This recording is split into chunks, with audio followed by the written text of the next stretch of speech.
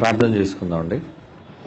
పరిశుద్ధుడు అయిన మా తండ్రి, ఈ ఉదయకాల సమయంలో నీ పిల్లలతో కలిసి మీరు మా కొరకు రాయించిన మాటలలో నా ఆంతర్యాన్ని పరిశీలించుచుండగా మీ మనస్సులోని సంగతులను తెలియజెప్పేవారముగా ఉండి మనుషుల చేత కలిపి చేరిపి నీ బోధను వక్రీకరించే వారంగా కాకుండా మీ మనస్సులోని భావాలను, ఉద్దేశాలను గ్రహించలాగున మా మనోనేత్రాలు వెలిగించవలసిందిగా ప్రార్థిస్తూ క్రీస్తు యేసు వారి అమూల్యమైన నామంలో ఈ ప్రార్థన మీకు సమర్పించుచున్నాము తండ్రి, ఆమేన్.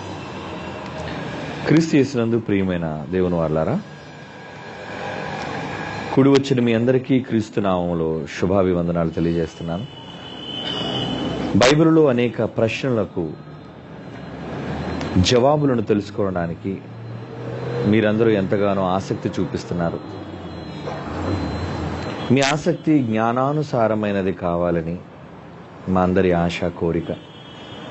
ఎందుకంటే ఎన్నో భిన్నాభిప్రాయాలు సమాజంలో, ముఖ్యంగా బోధల విషయంలో క్రైస్తవుల మధ్య ఉన్నాయి అన్నది మనందరికీ తెలిసిన విషయం. మరి అలాంటప్పుడు భిన్నాభిప్రాయాలు కలిగినప్పుడు వాటిని ఏకాభిప్రాయానికి తీసుకురావడానికి ఒకే ఒక వాక్యమే మనకు మార్గం. ప్రతి క్రైస్తవునికి ప్రామాణిక గ్రంథం బైబిల్. ఆ బైబిలును బట్టి దేవుడు రాయించిన మాటలలోని అసలు సిసలైన భావం, ఎందుకంటే వ్రాయబడిన మాటలను కూడా వక్రీకరించేవారు చాలా మంది ఉన్నారు. ఈరోజు బైబిల్ని బట్టి బోధిస్తున్న వాళ్ళే శాఖలుగా విడిపోయారు. అంటే సంఘానికి, ఫెలోషిప్కి ఒక్కొక్క బోధగా మారిపోయింది. అంటే వారందరి చేతిలో ఉన్నది ఒకే బైబిల్. ఒక్క బైబిల్ను పట్టుకునే క్రైస్తవులు ఇన్ని రకాలుగా ఉన్నారు అంటే దానికి కారణం దేవుడు రాయించిన భావాన్ని కూడా సరిగ్గా అవగాహన చేసుకోనలేక, వ్రాయబడిన మాటలు ఉన్నవి ఉన్నట్టుగా పరిశోధించక తమకు అనుకూలమైన మాటలు చెప్పుకునే వాళ్ళు చాలామంది ఉన్నారు.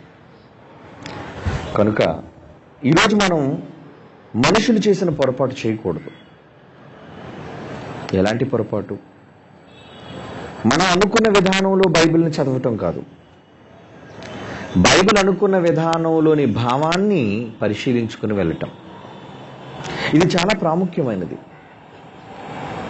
నిన్నటి దినం నేను చెప్పినట్లుగా వ్యక్తిని అభిమానించే వాళ్ళు ఉంటారు, సంఘాన్ని అభిమానించే వాళ్ళు ఉంటారు, సంస్థను అభిమానించే వాళ్ళు ఉంటారు. ఇటువంటి అభిమానాలు ఏవి బైబిల్ దగ్గర పని చెయ్యకూడదు. మేమంతా ఆయన గ్రూప్ అండి, ఆయన పార్టీ అండి, కనుక ఆయన ఏది చెప్పినా మేము అంగీకరిస్తామండి అనే మొండి వాదన చేయకూడదు. మనమంతా బైబిల్ పక్షపాతులముగా ఆలోచించాలి. ఆ మాట నెగిటివ్ వర్డ్ అయినా మనం బైబిల్ పక్షపాతులుగా ఉండటం మంచిది. వ్యక్తి పక్షపాతం కన్నా, సంస్థ పక్షపాతం కన్నా, బోధకుల పక్షపాతం కన్నా బైబిల్ పక్షపాతులుగా ఉండటం అనేది సమంజసమైనది. ప్రియులారా, కనుక బైబిల్లో రాయబడిన మాటలలోని ఆంతర్యాన్ని ఉన్నది ఉన్నట్టుగా మనం చూడాలి. కొన్ని సందర్భాల్లో మనం అనుకున్నవి పొరపాటు కావచ్చు, తప్పు కావచ్చు. వాటిని మనం సరి చేసుకోవాలి. ఆ సరి చేసుకోవటంలోనే మన యొక్క ఉన్నత స్థితి ఆధారపడి ఉంటుంది. ఎందుకంటే బైబిల్ దేవుడు రాయించి ఇచ్చాడు అంటే దానికి కారణం మనమంతా దానికి అనుగుణంగా మనం వెళ్ళాలి అని. దానిలో ఉన్న రాయబడిన మాటలకు వ్యతిరేకంగా కాకుండా అనుకూలంగా మనం ఆలోచన సాగించాలి అన్నది దాని అర్థం. ప్రియులారా, ఈరోజు మనం డిస్కస్ చేయబోయే పాఠం పౌలు గారి శరీరంలో ముళ్ళు. దీని మీద ప్రపంచ బోధనలోనే భిన్న స్వరాలు మనకు వినబడుతుంటాయి. ఇంతకీ ఏంటది? ఒక విషయాన్ని మీకు ముందుగా హెచ్చరించాలనుకుంటున్నాను. ఏంటంటే బైబిల్లో చెప్పిన వాటిని గూర్చి మనం మాట్లాడాలి. బైబిలు చెప్పని వాటిని గూర్చి ఒకవేళ మనం పరిశోధన చేసినా అది నిష్ప్రయోజనమైనది. ఉదాహరణకి యేసుక్రీస్తు వారు పుట్టినప్పుడు జ్ఞానులు వచ్చారు. ఏ జ్ఞానులు, ఏ దేశపు వారు, వారి పేర్లేంటి, ఇవి బైబిల్లో ప్రస్తావించబడలేదు. తూర్పు దేశపు వారు అని రాయబడింది. తూర్పు దేశాలలో చాలా దేశాలు ఉన్నాయి. Iran, Iraq, Pakistan, Japan, Russia, China, India, ఇవన్నీ తూర్పు దేశాలే. తూర్పు దేశపు జ్ఞానులు వచ్చారని బైబిల్ చెప్పిందే కానీ జ్ఞానులు ఎంతమంది అని చెప్పలేదు. ఆ జ్ఞానుల పేర్లు, వాళ్ళ ఊర్లు చెప్పలేదు. ఇప్పుడు దానిని గూర్చి మనం పరిశోధించటం అవసరమా? జాగ్రత్తగా వినండి. ఇక్కడ మీరు స్టాండ్ అవ్వాలి.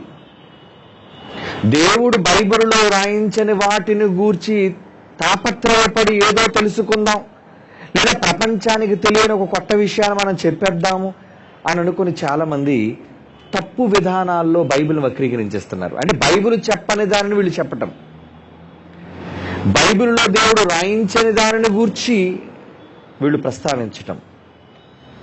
బైబిల్లో ఒక మాట ఉంది, ఇప్పటి వరకు మనకు లభించిన దానిని బట్టి మనం నడుచుకుందుము అనే మాట ఉంది. అంటే లభించిన దానిని బట్టి నడుచుకోవడం అంటే ఏంటి? బైబిల్లో మనకి ఏదైతే వ్రాయబడిందో, బైబిల్లో ఏదైతే దేవుడు రాయించాడో లభించినది అంటున్నాడు బైబిల్లో. చూద్దాం. అపొస్తలుడైన పౌలు ఫిలిప్పీలకు రాస్తున్న పత్రికలోని 3వ అధ్యాయం 16వ వచనం చూడండి. ఫిలిప్పీ పత్రిక 3వ అధ్యాయం 16వ వచనం. అయినను ఇప్పటి వరకు మనకు లభించిన దానిని బట్టియే క్రమముగా నడుచుకుందాము. అంటే మీరంతా క్రమంగా వెళ్ళాలి అంటే మీకు ఏదైతే లభించిందో లభించిన దాని గురించి మాట్లాడండి. లభించని దానిని గురించి ప్రస్తావన ఎందుకు? దేవుడు మీకు విశదీకరించని వాటిని గూర్చి చర్చ ఎందుకు? కనుక ఇప్పుడు మనం కూడా బైబిల్లో దేవుడు ఎంతవరకు చెప్పాడో ఆ పరిధి దాటి వెళ్ళకూడదు. మరలా చెప్తాను, దేవుడు ఎంతవరకు మనల్ని ఆలోచించమన్నాడో దానికి ఒక హద్దు ఉంటుంది. హద్దు దాటి వెళ్ళకూడదు. నన్ను వెతకడానికి నేను మీకు పరిధి పెట్టాను అన్నాడు, అది దాటి మీరు రావద్దు అంటున్నాడు. పొలిమేర అన్నాడు. పొలిమేర దాటితే ఏమవుతుంది? అన్ని ప్రమాదాలే. హద్దు దాటితే ప్రమాదం.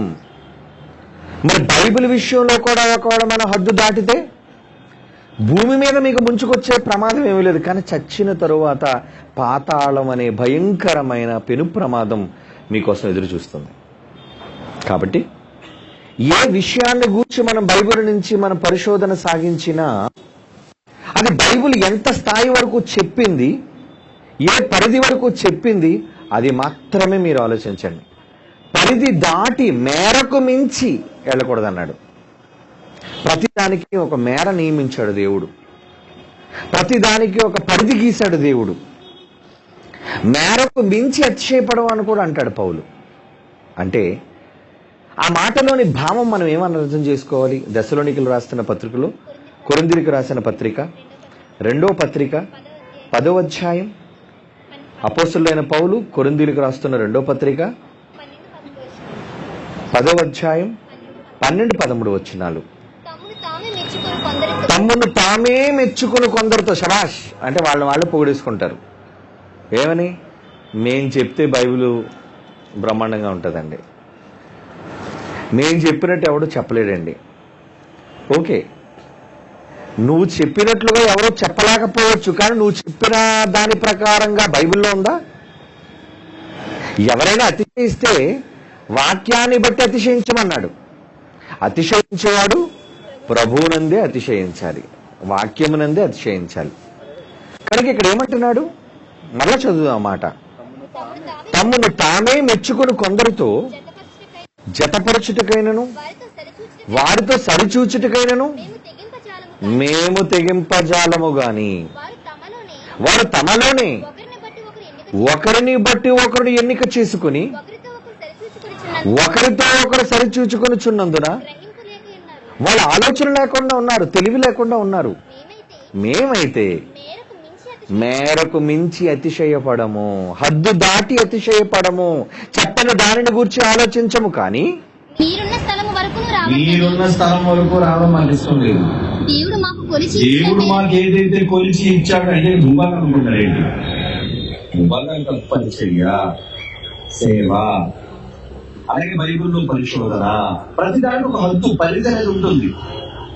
కనుక దేవుడు మాకు కొలిచి ఇచ్చిన 566 పుస్తకాలు దేవుడు కొలిచి ఇచ్చాడు. మనకి చాలా మందికి యేసు ప్రభు మహారక్షకుడు అని చెప్పడానికి బైబిల్లో రాయబడిన ఈ 66 పుస్తకాలు చాలా సరిపోతాయి మనకి. కనుక దేవుడు మాకు కొలిచి ఇచ్చిన మేరకు లోబడి ఉండి అతిశయించుతున్నాము. నేను అతిశయిస్తున్నాం, కానీ నేరలోకే అతిశయిస్తున్నాం. నేరను మించి అతిశయించేవాడు మేము కాము. ఒకవేళ మేము మేర దాటి అతిశయించినా అది దేవునికి సమంజసమైనది కాదు, దేవుడు దాన్ని అంగీకరించడు అని తెలుసుకోవాలి. ఇంకా ఇక్కడ మీరు గుర్తించవలసింది, గమనించవలసింది ప్రాముఖ్యమైన విషయం ఏంటంటే, పిల్ల బైబిల్లో ఎంత పరిధి వరకు మనం వెళ్ళగలమో, లేదా బైబిల్ ఆ ఇష్యూ గురించి, ఆ సమస్య గురించి, ఆ సందర్భాన్ని గురించి ఎంతవరకు రాసిందో అంతవరకు మీరు వెళ్ళండి. ఇక బైబిల్ దానికోసం చెప్పడం మానేసింది అనుకోండి, అంటే మీరు దాని గురించి ఆలోచించవలసిన అవసరం లేదు. ఎందుకంటే బైబిల్లో దేవుడు రాయించలేదు అంటే అది అవసరమనా అనవసరమనా? మీకు అనవసరమనే దేవుడు రాయించలేదు. అవును, మీకు అనవసరం. వాటి గురించి మీరు ఆలోచించినా మీకు అర్థం కాదు. కనుక మనం ఆలోచించే పరిధి అంటూ ఉంటుంది కాబట్టి పరిధి దాటి మీరు వెళ్ళకండి, నేర దాటి మీరు అతిశయించకండి. చాలా మంది ఎలా అతిశయిస్తున్నారంటే, దేవుడు చెప్పని బైబిల్ మీరు చెప్పేసామండి. మర్మాలు అవి, రహస్యాలు అవి. మర్మం కాదు, అది మనం చేసుకునే కర్మం. ఎలాంటి కర్మం అంటే కొత్త విచిత్రమైన బోధన చేస్తున్నారు. అది చాలా మంది నమ్ముతున్నారు. పాపాత్మడైన స్త్రీ పట్టబడి వ్యభిచారం ముందు, పట్టబడిన స్త్రీ సందర్భంలో నేల మీద మంది వేలుతో ఏమో రాయించిందని పర్వం. అవును, అక్కడ బైబిల్ క్లియర్ గా ఆయన నేల మీద వంగి వేలితో ఏమో అని ఉంది. యోహాను గారు రాస్తున్నారు సువార్త. అవునా, ఆ యోహాను గారికి ప్రేరణించింది ఎవరు? సొంతంగా రాసింది కదా, పరిశుద్ధాత్మ ప్రేరణ బట్టి రాసిన వాళ్ళే. ఒక పక్క పరిశుద్ధాత్మ ప్రేరేపిస్తున్నాడు, ఒక పక్క అనుభవంతో యోహాను గారు రాస్తున్నారు. మరి తెలిసిన యోహాను గారు, ప్రోత్సాహిస్తున్న పరిశుద్ధాత్మ దేవుడు గారు, వీళ్ళిద్దరూ ఏమో అని పదం అన్నారంటే నువ్వేమనుకోవాలి? ఏమో ఏమో అంటే ఏంటంటే అని కక్షింపలు చేయాలి. అంటే ఏంటనమాట, అది మేరకు మించి వెళ్ళిపోయాడు. ఓవర్టేక్ చేస్తే ఏమవుతుంది? క్రీస్తు బోధను విడిచి అనడానికి, దాన్ని విడిచి ముందులకు సాగు ప్రతివాడు అది క్రైస్తవుడు అనుకుంటాడు, బోధకుడు అనుకుంటాడు, కానీ వాడు దేవుడిని అంగీకరించని వాడు అంటున్నాడు యోహాను గారు. 2వ యోహాను పత్రిక 9వ వచనం చూడండి. 2వ యోహాను పత్రిక 9వ వచనం. క్రీస్తు బోధ యందు నిలిచి ఉండక దానిని విడిచి ముందునకు సాగు ప్రతివాడు దేవుని అంగీకరించని వాడు. కనుక మీ హద్దు ఎంతవరకు? బైబిల్లో చెప్పని దాని పరిధి దాటి మీరు వెళ్ళారా? ఓవర్టేక్ చేస్తారన్నమాట మీరు. అంటే బైబిల్లో దేవుడు చెప్పని దానిని మీరు చెప్పేయగలరా? అంత పరమార్థ జ్ఞానులు మీరు. ఏం తెలుసు మీకు? మనకి ఏం తెలుసు బైబిల్ గురించి? బైబిల్లో ఉన్నది వరకే మనం ఆలోచించగలం, బైబిల్లో లేని మనం ఆలోచించలేము. దేవుడు చెప్పాడు, ఎంతవరకు చెప్పాడు అదేం ఆలోచించు. నువ్వు దానికి మించి చాలా మంది లక్ష్యపడుతున్నారు. ఏంటంటే చాలా మంది చెప్పేశారు. ఏమని చెప్పేశారు తెలుసు? దానికి కథ, పట్టు కథ, కల్పనా కథలు అన్నాడు. ఎలాంటి కల్పనా కథలు? ఆయన నేల మీద వంగి రాస్తున్నాడు అంటే ఒక్కొక్కరు నిలబడిన వారి పాపాలని రాస్తున్నాడు. ఆ పాపం అంటే ఒక్కొక్కడు చదివాడు. నా పాపం రాస్తాడు, వెళ్ళిపో నా పాపం కూడా రాస్తాడు. రాయడానికి చాలా మంది వచ్చారు. ఒక పాపం రాయాలంటే ఎంత వివరించి రాయాలి మీరు చెప్పండి? పలానా వ్యక్తి, వాళ్ళ పేరు, వాళ్ళు చేసిన పాపం రాయాలంటే ఎంతసేపు పడుతుంది చెప్పండి? అలా ఒక్కడి పాపం రాయగలడు. మరి అందరి పాపాలు రాయాలంటే ఇది గ్రౌండ్ లో సగం ఉండాలి పాపాలు రాయడానికి, ఎందుకంటే అందులో అందరూ స్పెషలిస్ట్ కాబట్టి. కానీ బైబిల్లో అలా ఉందా అంటే వీళ్ళు చెప్పింది తప్పుడు పోదని మనం ఎలా చెప్పగలము అంటే దానికి ఒక మంచి పాయింట్ గురించి చెప్తాను బైబిల్ నుంచి. ఆ సందర్భాన్ని మీరు చూడగలిగితే యోహాను సువార్తలో 8వ అధ్యాయం యోహాను సువార్త 6వ వచనం చూడండి. వారు ఎలా వెళ్ళిపోయారు, ఎందుకు వెళ్ళిపోయారు అన్నది మీరు చూడాలి. యోహాను సువార్త 8వ అధ్యాయం 6వ వచనం. ఆయన మీద నేరము మోపవలనని ఆయన శోధించుచు ఇలాగ అడిగిరి. అయితే యేసు వంగి నేల మీద వేలితో ఏమో రాయిచుడను. అవును, యోహాను గారు అక్కడ చదవడానికి ఈయన ఇష్టపడలేదు. పరిశుద్ధాత్మ దేవుడు తెలుసు రాయిస్తుంది, ఏం రాస్తున్నారు, కానీ ఏం చెప్పడం ఇష్టం లేదు. ఎందుకంటే యేసు ప్రభు గారు రాస్తున్నది మీకు తెలుసుకోవాలంత అవసరత, తెలుసుకోవలసినంత అవసరత లేదు. ఎందుకు వచ్చిన మరలా వంగి నేల మీద ఏదో అడిగాడు వాడిని, మరలా వంగి నేల మీద వెళ్తే ఏదో రాస్తున్నాడు ఆయన. అప్పుడు వారు ఆ మాట విని ఏమని పైన ఒకటి అన్నాడు, మీలో పాపము లేని అడిగాడు వచ్చినాడు, మీలో పాపము లేని మొదట ఆమె మీద రాయి వేయండి, మీలో పాపము లేని వాడు రాయి వేయండి అని చెప్పి వేలుతో ఏదో రాస్తున్నాడు. వారు ఆ మాట విని పెద్దవారి మొదలుకొని చిన్నవారి వరకు ఒకని వంట ఒకడు బయటకు వెళ్ళి. ఇప్పుడు జాగ్రత్తగా చూడండి, పాయింట్ చెప్తాను మీకు. వాళ్ళందరూ వెళ్ళిపోవడానికి యేసు ప్రభువు చెప్పిన మాట విని వెళ్ళిపోయారా, ఆయన రాసింది చదివి వెళ్ళిపోయారు బైబిల్లో ఉందా? మాట విని వెళ్ళారు అంత క్లియర్ గా స్పష్టంగా మనకి బైబిల్లో ఉన్నప్పుడు ఎందుకంటే ఈ తప్పు వాళ్ళు చేసేసారు వీళ్ళు? అది నమ్మేవాళ్ళు చాలా మంది ఉన్నారు కనుక అది మనుషులు అంగీకరించడానికి చాలా గొప్పలు కావచ్చు. అబ్బా భలే చెప్పారండి, నిజంగా మర్మాన్ని బోధించారండి అయ్యగారు అని అంటారు. మర్మం నీ మొహం, మర్మం కాదు, నువ్వు చేసుకున్న దౌర్భాగ్యం. నీతో పాటు నీ బోధ విన్నవాడికి అందరికీ వచ్చిన దురదృష్టం అదంతా. ఎందుకంటే ఆ బోధన అంగీకరించే వాళ్ళందరూ నీతో పాటు పాతాళానికి పోతారు కాబట్టి. కనుక బైబిల్ ఏది పడితే అంగీకరించకండి, ఎవరు చెబితే అంగీకరించకండి. బైబిల్లో రాయబడినవన్నీ మనుషులు చెప్పిన ఉన్నాయి, అపవాది మాటలు ఉన్నాయి. అపవాది మాటలు లేవా? ఈ రాడు రొట్టెలు ఈ కొండ మీద దుమ్ముకు, ఇవన్నీ అపవాది మాటలే. ఎవరు మూర్ఖులైనా యోగు తాలూకా స్నేహితులు రాసిన మాటలు ఉన్నాయి, మనుషుల మాటలు ఉన్నాయి, దేవుని మాటలు ఉన్నాయి, పాపుల మాటలు ఉన్నాయి, చాలా మంది భక్తుల మాటలు ఉన్నాయి. ఇవన్నీ దేవుడు పలికిన మాటలు ఉన్నాయి. ఎవరికి ఏ మాటలు అన్నది విభజించి నువ్వు తెలుసుకోవాలి. దాని అనుభవ జ్ఞానంతో పాటు బైబిల్లోని సారం తెలియాలి. అనుభవ జ్ఞానం అవుతుంటే సరిపోదు. అదే చెప్తాను, నేను చాలా వరకు అంటే ఇప్పటి వరకు 15 ఏళ్ళు బైబిల్ చదువుతున్నానంటే నువ్వు ఎన్ని సంవత్సరాలుగా బైబిల్ చదువుతున్నది కాదు ఇక్కడ ముఖ్యం.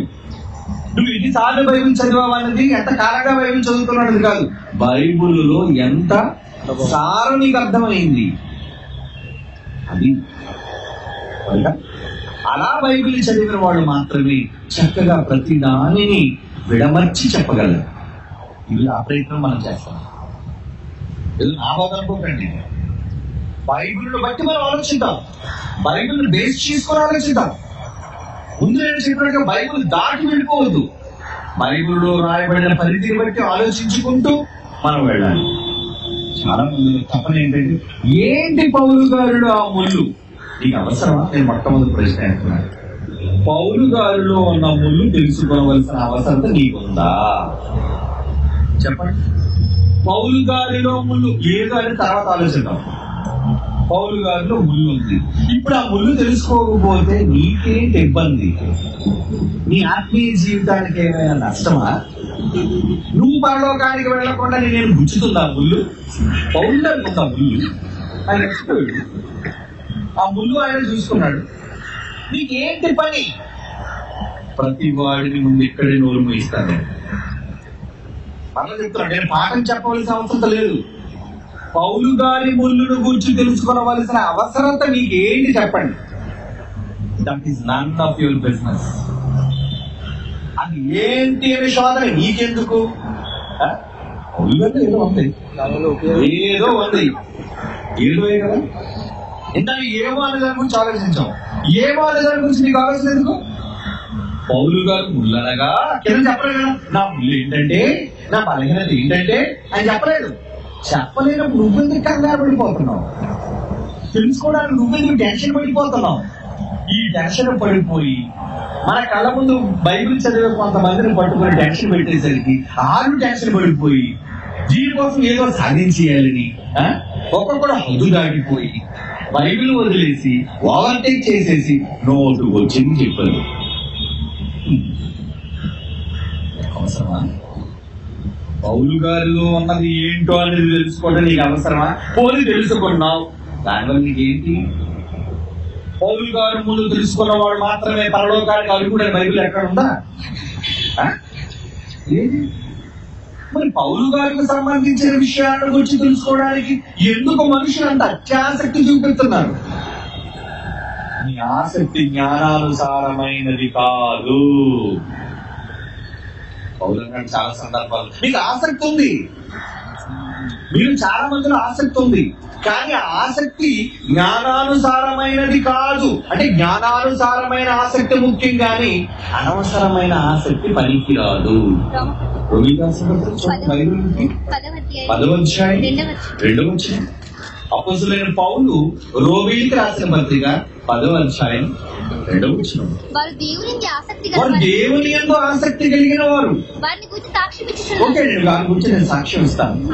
ఆయనను వారికి ఉన్న ఇంట్రెస్ట్, వారికి ఉన్న ఆసక్తి జ్ఞానానుసారమైనది కాదు.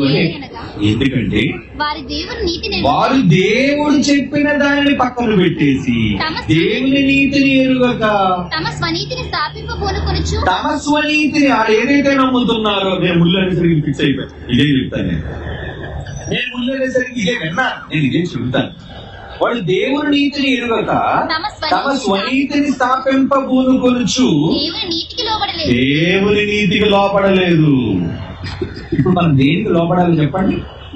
దేవుని నీతికి లోపడవలసిన వాడవై ఉంటుండగా ఎవరో చెప్పిన మనుషుల నీతుల కోసం ఎందుకరా? ప్రభుత్వం కంగారు పడిపోతున్నాడు, నాకు చెప్పేయండి ఆ ముళ్ళు, నాకు చెప్పేయండి ఆ ముళ్ళు. ఎందుకు ముళ్ళు గురించి కంగారు? ముందు ఆ ముళ్ళుతో నువ్వే గుచ్చుకోవాలి. అడిగినందు ఎవరైతే ముళ్ళు గురించి అడుగుతారో పెద్ద సైజు తొమ్మ ముళ్ళు కానీ పెద్ద సైజు ముళ్ళు ఏమైనా ఉంటే ముందు తీసుకొని ఒక్కసారి చటుక్కుమని గుచ్చుకుంటే అది సరుకు వస్తుంది మీకు. అనవసరంగా ముళ్ళు కోసం జోలికి వెళ్ళకూడదా అనుకుంటారు. ముళ్ళు అంటేనే ప్రమాదం. ఆకు వచ్చి ముళ్ళు మీద పడినా, ముళ్ళు వెళ్ళి ఆకు మీద పడినా మీకు తెలుసు కదా దాని గురించి. ఎవరికి నష్టం? ఆకు. మీరెవరు? ముళ్ళు కాదు మీరు. బైబుల్లో ఉన్న ముళ్ళు గురించి ఆకులుగా మీరు వెళ్ళి పడిపోతున్నారు. మమ్మల్ని గుచ్చేయండి, గుచ్చేయండి, గుచ్చేయండి. ఎందుకంటే తప్ప ఎవరో ఏదో చెప్పేశారని ఇప్పుడు నేను చెప్పాలా? ఎవరో ఏదో బాగేశారని చెప్పిన డిఫెన్స్ చేయాలా? అక్రమణ ఆగండి. బైబిల్ హద్దు దాటి బైబిల్లో ఎవడు బోధించకూడదు, హద్దు మీరి ఎవడు వెళ్ళకూడదు. బైబిల్ కూడా అనుకోకూడవా? మళ్ళా దానిపై ఒకరి మీద ఒకరు కౌంటర్, మళ్ళీ వాడిలాగా అన్నాడు, వీడి కౌంటర్, వీడు అలాగ అన్నాడు, వాడి కౌంటర్ అని వీళ్ళు మనం పొడిచిస్తున్నారు ముళ్ళు. అర్థమైనా? సైతాన్ గారు చాలా తెలివైందారా. మీలో మీకే ముళ్ళు ఇచ్చి పొడుచుకుని చెప్తుంటే చూసి చమ్మగా భలే పొడుచుకున్నారు. సైతానికి అవకాశం అవుతుంటారు. ఈ కారణం ఏం తెలుసా? ప్రభుత్వం కారణం ఏం తెలుసా? అతను కూర్చేస్తున్నారు చాలా మంది. అతను కూర్చేస్తున్నారు, నాకేంటి చెప్పండి, నాకేంటి చెప్పండి. అరే దేవుడు చెప్పని దాని గురించి తెలుసుకోవలసినంత అవసరత మీకు లేదు. ఆ ఒక్క మాట చెప్పిన ప్రసంగం ముగించగలరు. నన్ను ఎవడు అడగలేదు కూడా. ఎందుకు అని అడగలేదు. ఎందుకంటే ఒకడు బైబిల్లో అడిగితే, బైబిల్లో చెబితే నేను చెప్పగలను. జగత్తులో పరిశీలించండి. బైబిల్లో ప్రస్తావించని దానిని గురించి మనం పరిశీలించడం అవసరమా? మొదటి నేను చెప్పాను. నీకు అవసరం అనుకుంటే దేవుడు చెప్పుంటేవాడు. అవునా? యేసుక్రీస్తు వారు చాలా విషయం చెప్పండి. ఇప్పుడు ఆయన చెప్పలేదు. ఆయన ఎందుకంటే చెప్పినా మీరు వాటిని సహించలేరు. ఆ చెప్పే మాటలు కూడా అందరికీ చెప్పాలరా, నేను కొందరికి చెప్తాను. ఎవరైతే దాన్ని రిసీవ్ చేసుకోగలరో, ఎవరైతే ఆ మాటలను గురించి అనుభవ జ్ఞానం కలిగి ఉండి చక్కగా దేవుని భావాన్ని అర్థం చేసుకుంటారో వాళ్ళకి నేను చెప్తాను, దేవుని రాజ్య మర్మములు తెలుసుకుంటా మీకు అనుగ్రహింపబడింది కానీ వాళ్ళకి అనుగ్రహింపబడ్డది అన్నాడు యేసు ప్రభు వారి. ప్రభు వాడికి చెప్పడం నీకు ఇష్టం లేదా? ఎందుకురా మందమంతుడు, వాడు విన్న బాగుపడదా, వాడు విన్న మారదా, వాడి చెవులు మూసుకుపోయి వాడి కళ్ళు అందులో వాళ్ళు. కనుక యేసుక్రీస్తు వారే కొన్ని విషయాలు చెప్పకుండా పోయారు అంటే దానికి కారణం ఏంటి? అవి వాడికి తెలియవలసిన అవసరత లేదు. వాటిని తెలుసుకుంట మీ పని కాదు. కొన్ని దేవుడు చెప్పలేదు మనకి. ఇంకొక మంచి ఉదాహరణ నేను చెప్తాను. చాలా మంది కాలాల గురించి భిన్న స్వరాలు వినిపిస్తుంటారు. ఏదో కాలం మీద అనుభవ జ్ఞానం లేనట్టు. కాలంలో మనిషి బ్రతుకుతున్నాడు. మనిషి పుట్టక కొన్ని కోట్ల సంవత్సరాల ముందు కాలం పుట్టింది. ఈ కాలం కోసం ఏం తెలుసు? కాలాన్ని గురించి అనుభవ జ్ఞానం నీకు రావాలి అంటే అది నువ్వు అర్థం చేసుకోలేవు. టైం ఎప్పుడు స్టార్ట్ అయింది చెప్పండి, చెప్పగలరు? ప్రపంచంలో ఎవరైనా ఎన్ని సైంటిస్ట్ పలానా సమయంలో కాలము ప్రారంభమైంది, కాల ఆరంభం పలానా అప్పుడు జరిగిందని ప్రపంచం ఎవరు చెప్పలేడు. బికాస్ అది నీ సృష్టి కాదు. That is none of your business అన్నారు దాని ఇంగ్లీష్. అంటే అది తెలుసుకోవటం నీ పని కాదు, నీకు అనవసరం. అంటే ముందు భాషలో చెప్పాలంటే షటా, నో మై, దాని గురించి ఆలోచించొద్దు.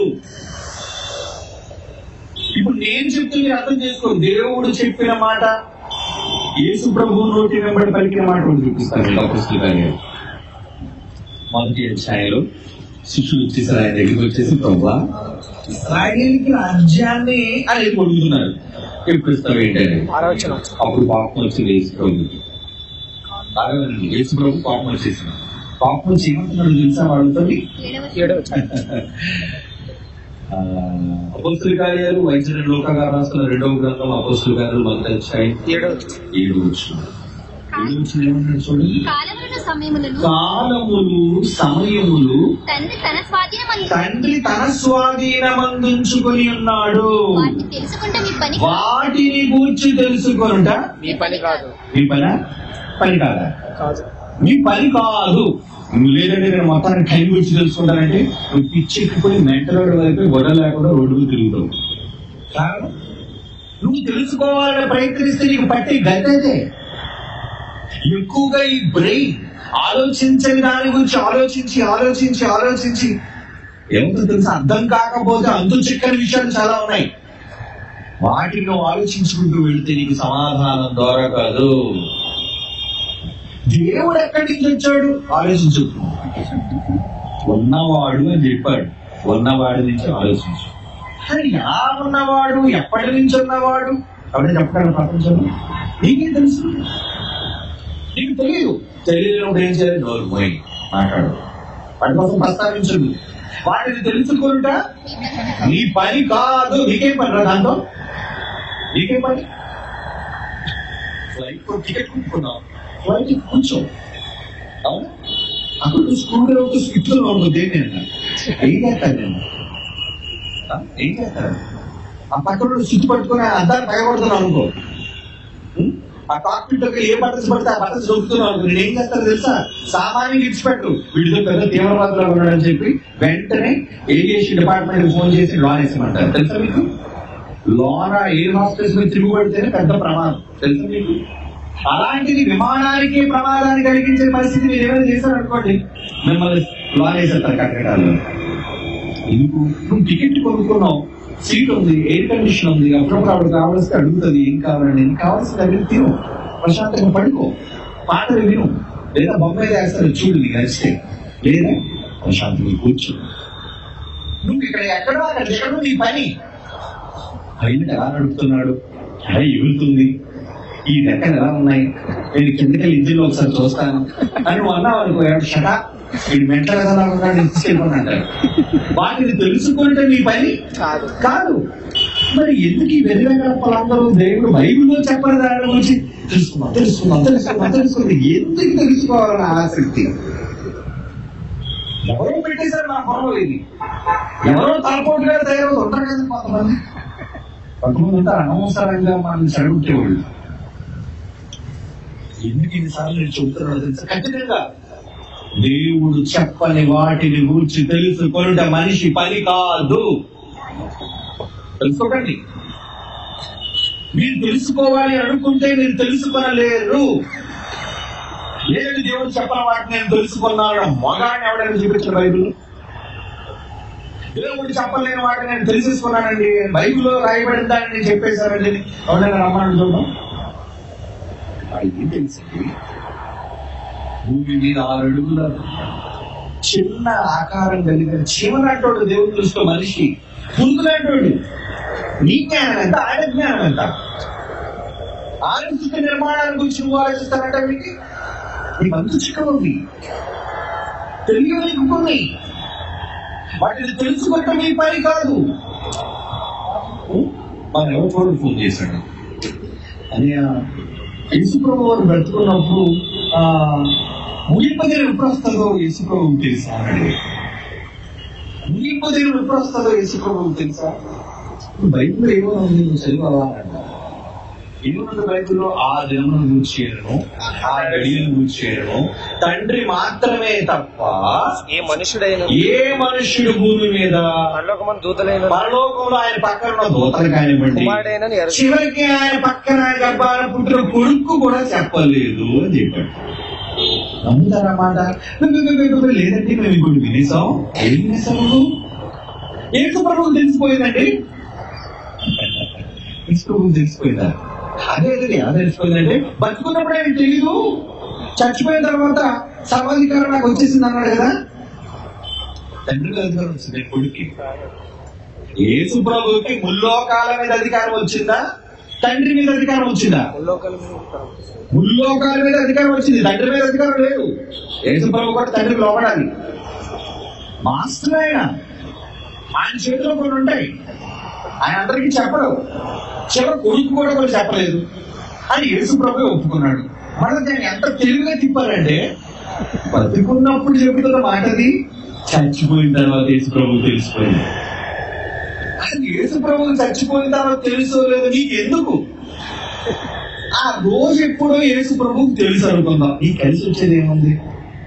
పోనీ యేసుప్రభుకు ఆ రోజు వచ్చి తెలియదు, అయితే నీకు నష్టమేంటి? ఆ రోజు కోసం తండ్రి కుమారుడు వాళ్ళిద్దరు డిస్కస్ చేసుకుంటారు. మధ్యలో ఇంకొకరు రిలీఫ్ నీకెందుకు కంగారు? ఏ రోజు తెలుసుకోవాలని ఆసక్తి నీకెందుకు? ఇలాంటి పిచ్చి పిచ్చి సందేహాలు, ధర్మ సందేహాలు వేరు, ఇవి పిచ్చి సందేహాలు అంటారు. లేదంటే నాకు అలా చెప్పేశారు నాకు అంటే వినడానికి బాగా అంటే ఎలా ఒప్పించేసారు చూసారా? యేసుప్రభు సర్వాధికారం నాకు వచ్చేసిందన్నాడు కాబట్టి చచ్చిపోయిందని యేసుప్రభు డేట్ తెలిసిపోయిందని. అయితే ఇప్పుడు నీకు తెలియక ఒకటి చెప్తాను చూడాలి. ఎందుకంటే చిన్నపిల్లలు కదా, తెలియదు. కిడ్స్ బైబిల్ ముందు చాలా చిన్ని పాండులు వాళ్ళు. అనుభవ జ్ఞానం అంటే బైబిల్ ఎక్కువసార్లు చదవడం కాదు, వివేచన శక్తి అది దేవుడు ఇవ్వాలి. నువ్వు అనుకుంటే వచ్చేది కాదు, నీకు నువ్వుగా తెచ్చుకునేది కాదు అది. అప్పుడు ఆ కుర్రోడికి ఇదే మాట చెప్పాలి. ఇప్పుడు మీకు కూడా అర్థం కాదు ఈ మాట సమాధానం ఏమని అనుకుంటున్నారా? ఇప్పుడు మీరు చదివిన మాట మళ్ళా చెప్పండి. ఇప్పుడు మీరు చదివిన మాట మళ్ళా చదవండి. అపోస్తలుల కార్యాలు 1వ అధ్యాయం 7వ వచనం. ఏముంది అక్కడ? కాలములను సమయములను తండ్రి తన స్వాధీనమందుంచుకొని ఉన్నాడు అని ఎవరు చెబుతున్నారు ఈ మాట? బాగా వినండి. ఈ మాట ఎవరితో చెబుతున్నారు? శిష్యులతో యేసుక్రీస్తు వారు చెబుతున్న మాట. ఎందుకంటే చాలా మంది అర్థం కాదు కదా, సందర్భం కూడా తెలియదు. వీళ్ళకి సందర్భానుసారమైన జ్ఞానం కూడా ఉండదండి. ఎవరు మాట్లాడుతున్నారు ముందు అది ఆ మాట కూడా చూపించాలండి. మొదటి వచ్చింది యేసు తాను ఏర్పరచుకున్న అపోస్తలుల పరిశుద్ధాత్మ దేవుని ద్వారా ఆజ్ఞాపించి తర్వాత ఆయన పరమకు చేర్చుకోవడం దినం వరకు ఆయన బోధించడానికి ఆరంభించిన వాటన్నిటిని గురించి మంత్ర గ్రంథములు రచించితిని. ఆయన శ్రమపడిన తర్వాత అడుగుతున్న దినముల వరకు వారు కడపడుచు యేసుక్రీస్తు వారు దేవుని రాజ్యం విషయముల గురించి బోధించు అనేక ప్రమాణములను వారికి తను తాను చూపి సజీవులుగా కనపరుచుకుని ఆయన వారిని కలుసుకొని, ఎవరైనా సందర్భం ఇది, యేసుక్రీస్తు వారు అపోస్తలులను కలుసుకొని శిష్యులను కలుసుకొని ఇలా ఆజ్ఞాపించను, మీరు యెరూషలేము నుండి వెళ్ళక అని మాట్లాడుతున్నాడు. అలా మాట్లాడుతున్నాడు. కాబట్టి వారు కూడి వచ్చి ఆలోచించారు. చూడండి బైబిల్ ఎంత జాగ్రత్తగా ఆలోచించారు. కాబట్టి వారు కూడి వచ్చి ప్రభు ఈ కాలంలో ఇశ్రాయేలు కుమారుడు రాజ్యం అనుగ్రహించడం అని అడుగుగా, కాలములు సమయములు తండ్రి తన స్వాధీనము ఉంచుకొని ఉన్నాడు, అది తెలుసుకునటం మీ పని కాదు అని చెప్పాడు. ఇక్కడ సమాధానం ఏమని అనుకుంటున్నారా? ఇలా తెలుగుగా ఏదో తప్పుడు ఎంగిల్ పోలు వినేశాడు. ఏమని? యేసు ప్రభు తిరిగి లేచిన తర్వాత అర్థమైపోయాయి. ఇప్పుడు నేను ప్రశ్న ఇస్తాను, జాగ్రత్తగా ఉండండి.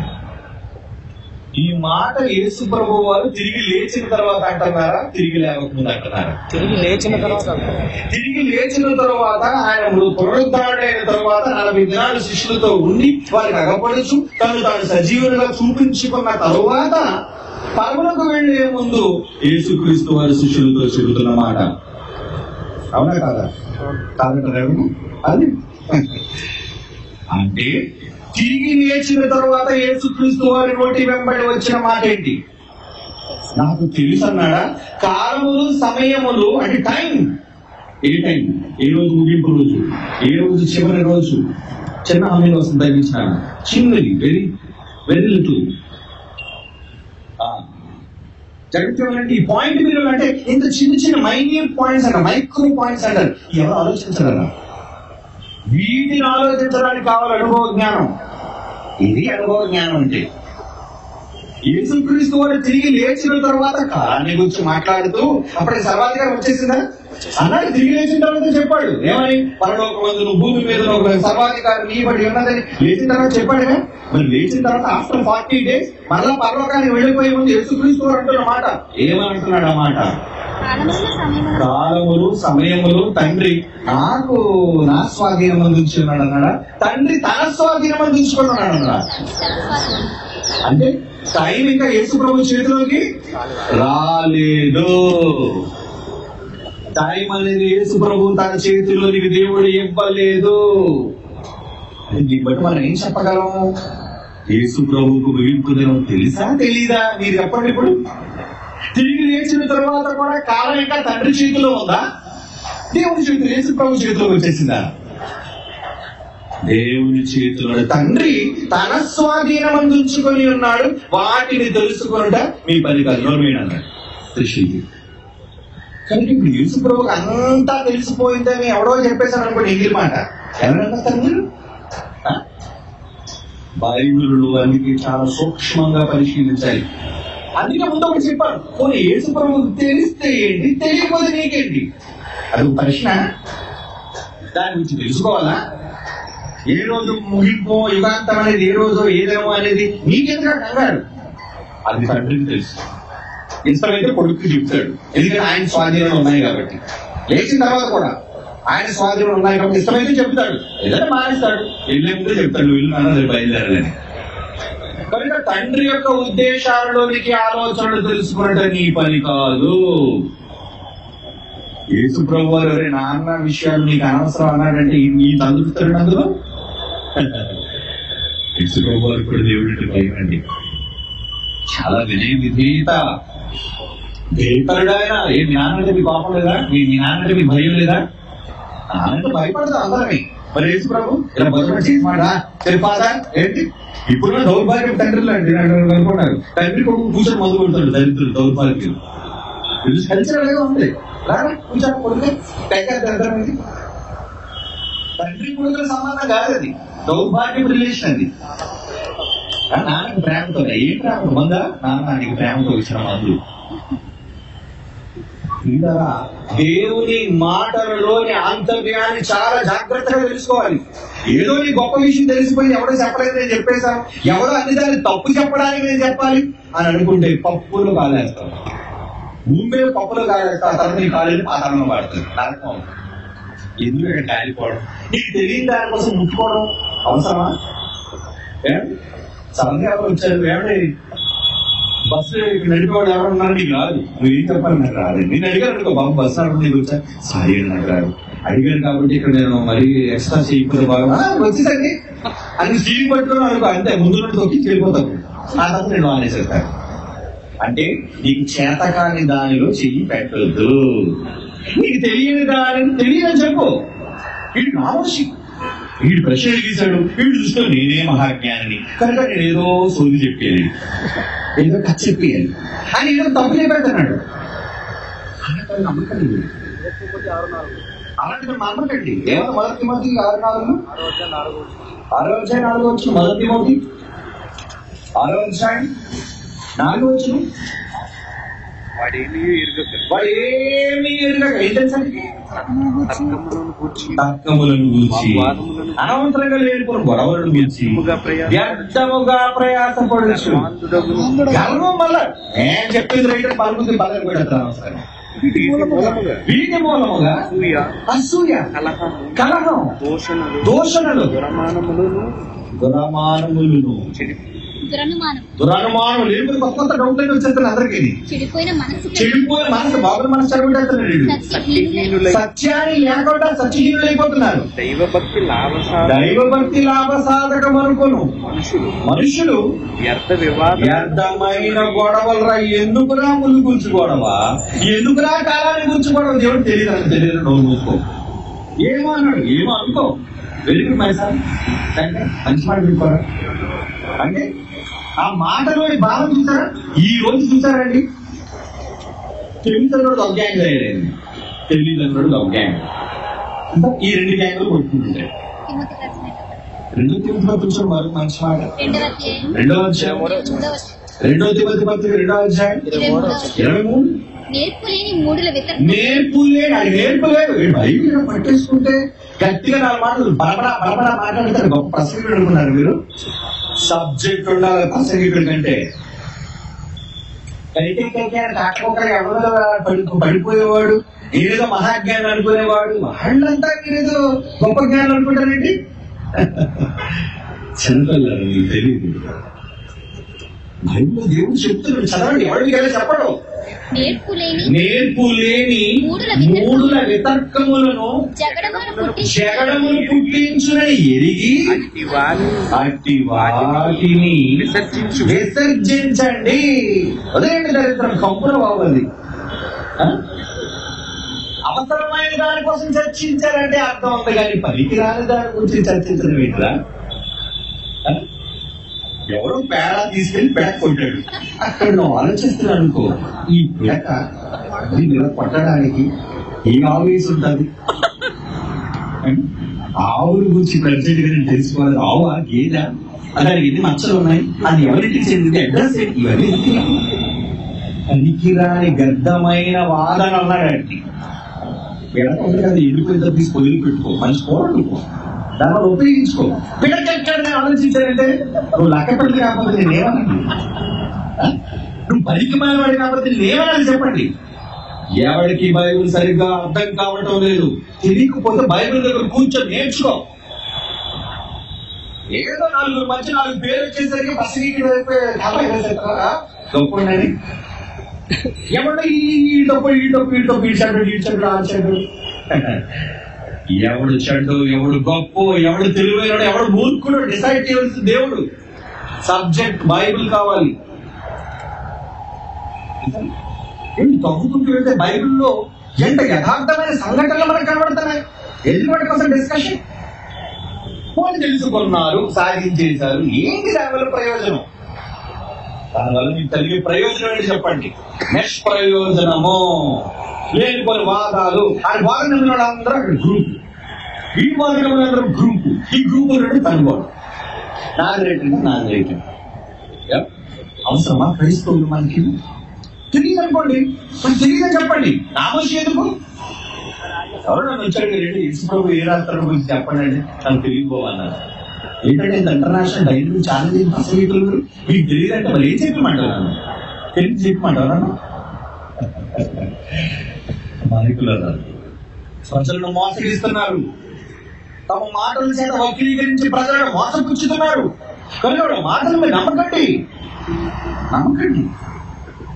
ఏదో పౌరులు గారి సందర్భంలో చెప్పాడు, ఆయన బాగాలేదు, ఆయన కడుపు బాగాలేదు, బయట పెట్టుకున్నాడు. ఆయన తన పరిస్థితుల గురించి రాశాడు. ఎందుకు? కొన్ని విషయాలను గురించి ప్రస్తావించాడు కాబట్టి. అయితే నిజానికి ఇప్పుడు వాటి గురించి చర్చించవలసిన అవసరం లేదు, మళ్ళీ చెప్తున్నాడు. పరిధి చెప్తాడు చూసారు, పరిధి మొదలు చెప్పాను మీకు. ఆ పరిధి వరకు మాత్రమే మిమ్మల్ని తీసుకెళ్తాను, పరిధి దాటి నేను వెళ్ళను. బైబిల్లో ఏ స్థాయి వరకు మనం ఆలోచించగలం? బైబిల్లో దానికి సమాధానం తెలుసుకోవడానికి ప్రయత్నించిన వాళ్ళు కలిసి వచ్చేది ఏమీ లేదు. మనం చెప్తున్నాం ఆ ముళ్ళు ఫలానా తెలుసుకున్న తర్వాత మీకు దానివల్ల ప్రయోజనం ఏం లేదు. పౌలు గారి ముళ్ళు ఇది, ఈ ముళ్ళు కాదుగా. ఆ ముళ్ళు ఎవరిది? పౌలు గారి ముళ్ళు. పౌలు గారి ముళ్ళు బయటకు వచ్చేసిందో లోన ఉందో పోయిందో మనకెందుకు అంటే వాటి గురించి తగ్గ అనవసరం. కానీ మీరు అనవసరం గొడవ ఎక్కువ అయిపోతున్నాయి కదా, ఒడ్డు తెచ్చుకుంటారు చాలా మంది. ఒకరికి తెలిసేసుకుంటున్నారు, ఒకరు దుమ్మెత్తి పోసేసుకుంటారు, నాదరేట్ అనుకుంటున్నారు.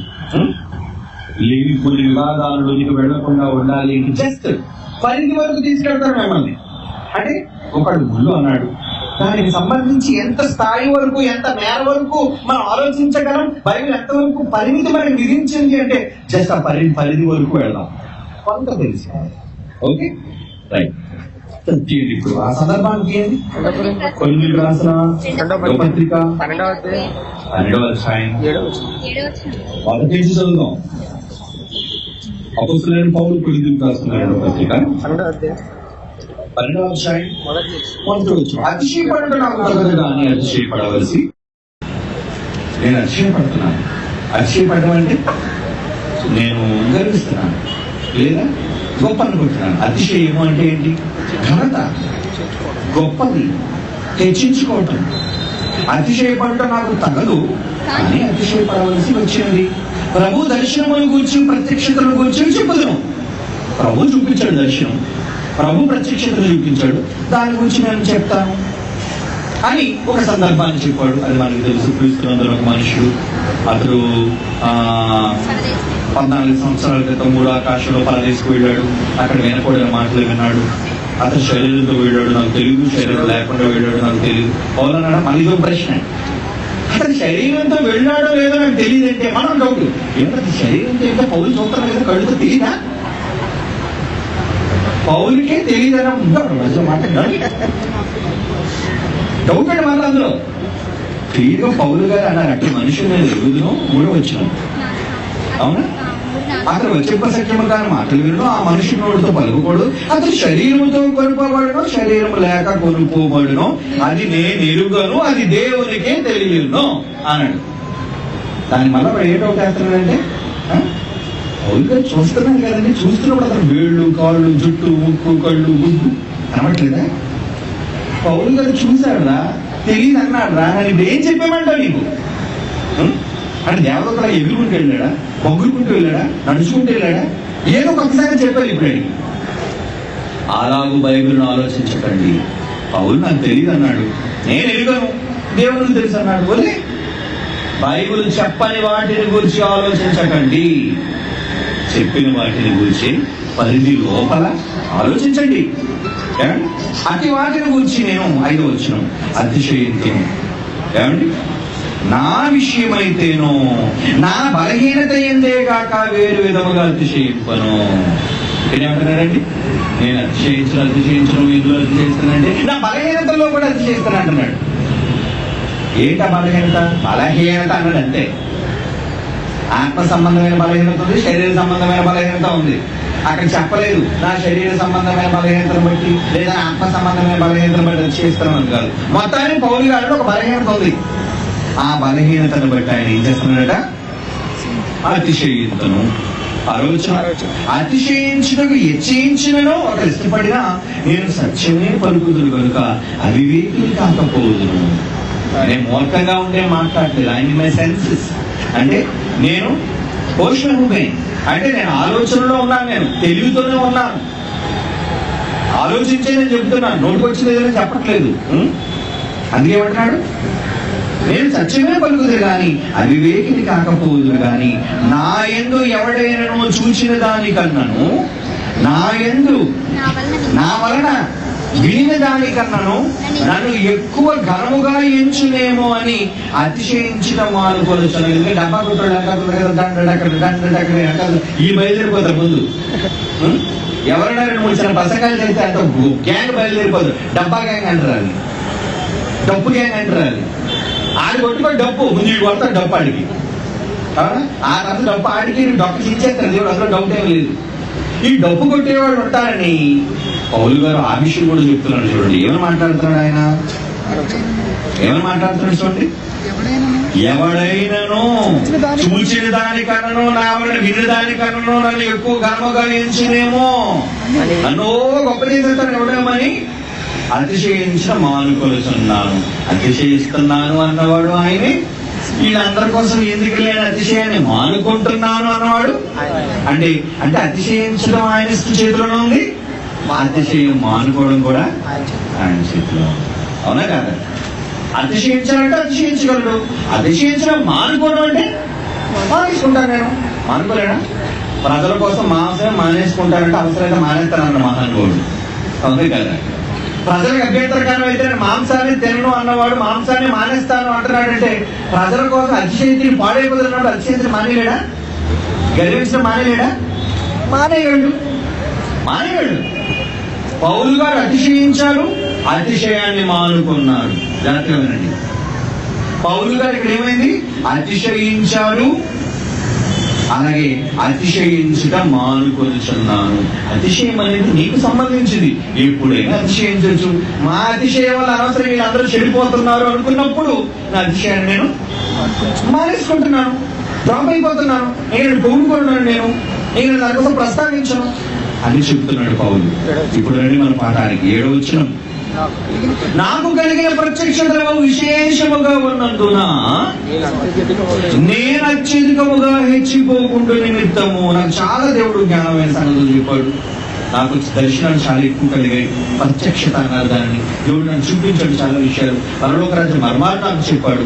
అది బైబిల్లో చాలా పత్రికలో మనకు కనబడుతుంది. ఎందుకంటే ఆ రోజు ఆ స్థాయిలో ఎవరికి లేని మహాప్రత్యక్షతలు పౌలు గారికి దేవుడు అనుగ్రహించాడు. విశేషమైన అద్భుతాలతో చేయించాడు. వాళ్ళందరిలో ఒక విధంగా చూడాలంటే పోటీ పెడితే కొంచెం ముందంజలో ఉన్నాడు పౌలు గారు. వెనక్కి వచ్చినా చివరి వచ్చినా అందరికన్నా ముందుగా ఉన్నాడు ఆయన. అన్ని విషయాలు అద్భుతాలు చేయడంలో కానీ, దేవుని జ్ఞానాన్ని గట్టిగా ప్రకటించడంలో కానీ, దేవుని గురించి గొప్ప సాక్షిగా నిలబడడంలో కానీ ముందుగా ఉన్నాడు. కనుక నాకు కలిగిన ప్రత్యక్షత విశేషముగా ఉన్నందున నేను అత్యధికముగా హెచ్చిపోకుండా నిమిత్తము కొంచెం నేను హెచ్చిపోతున్నాను అని దేవుడు అనుకుంటున్నాడు. బాగా వినండి ఆ మాటలు అర్థం. నేను అత్యధికముగా హెచ్చిపోకుండా నిమిత్తం. నేను కొంచెం ఎక్కువైపోతుందా, నేను కొంచెం బాగా పైకి లేచిపోతున్నాను, నాకు కొంచెం బాగా చిన్న చిన్న కొమ్ములు వస్తున్నాయి అప్పుడప్పుడు. అవునా? అతిశయం అంటే ఏంటి? గర్వం వచ్చేస్తుంది.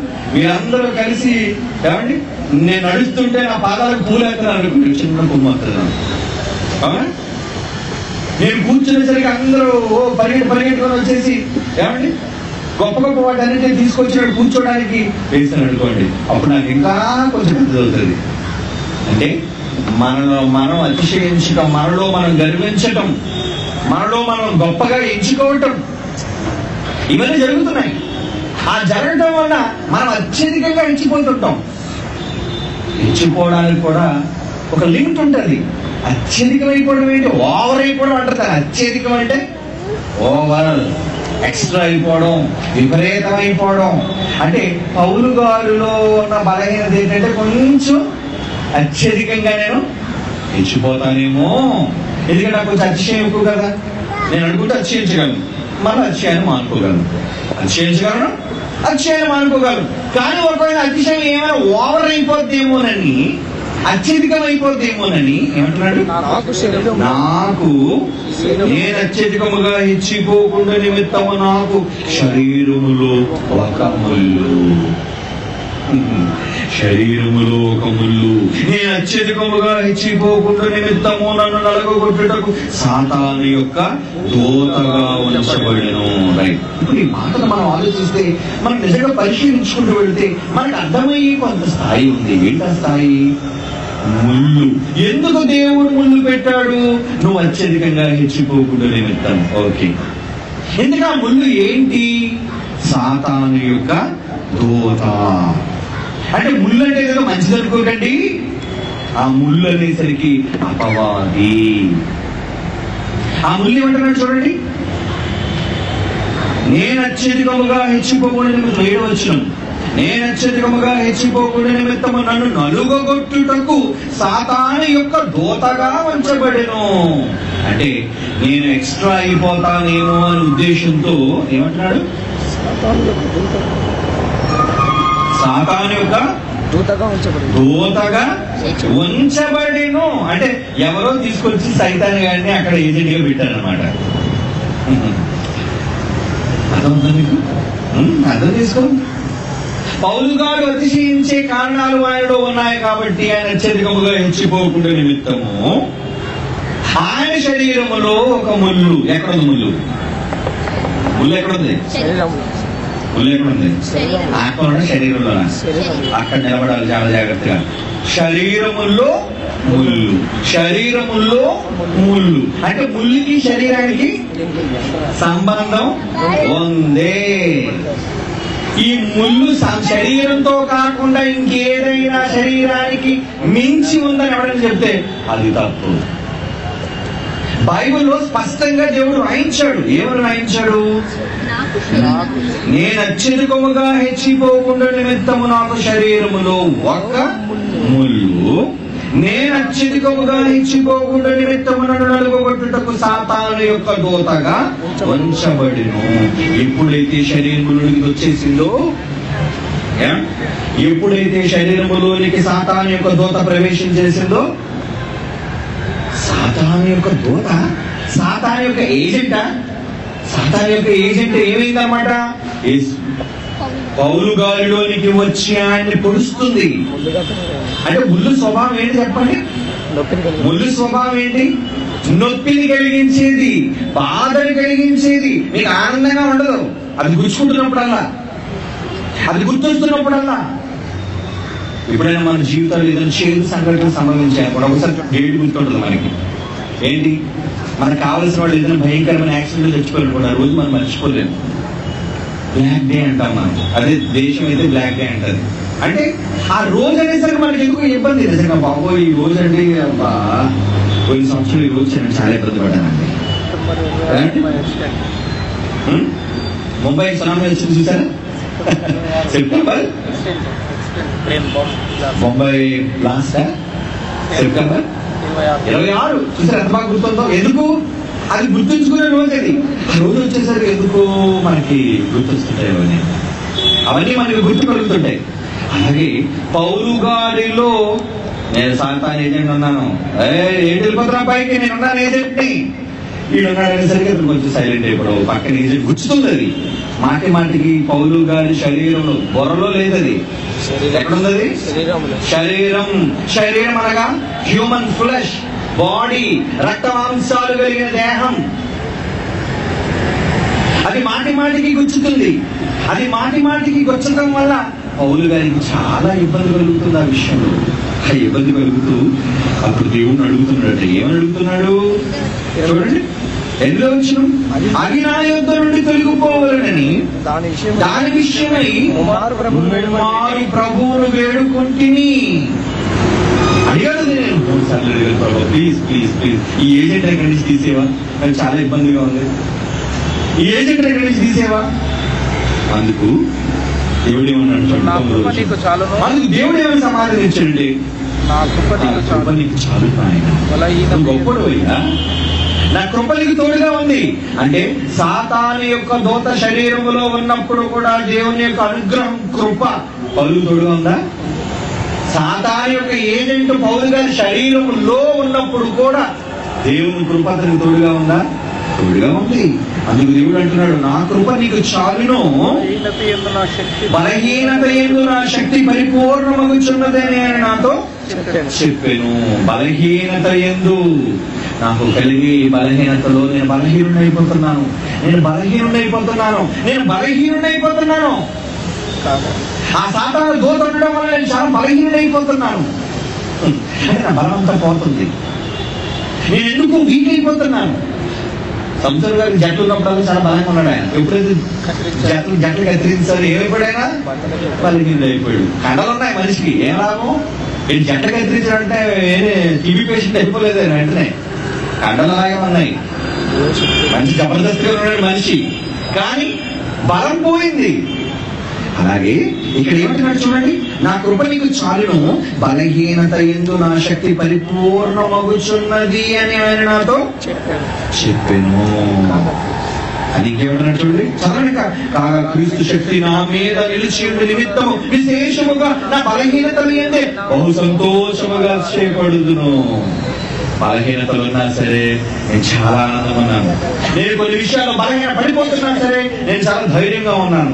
అపవాది ఏజెంట్ నా పక్కన నా శరీరంలో ఉంటున్నా, నాలో ఉంటున్నా, నేను చాలా జాగ్రత్తగా ఉన్నాను అంటున్నాను. చూడండి ఇంకేమంటున్నాడు, కింద చదవండి.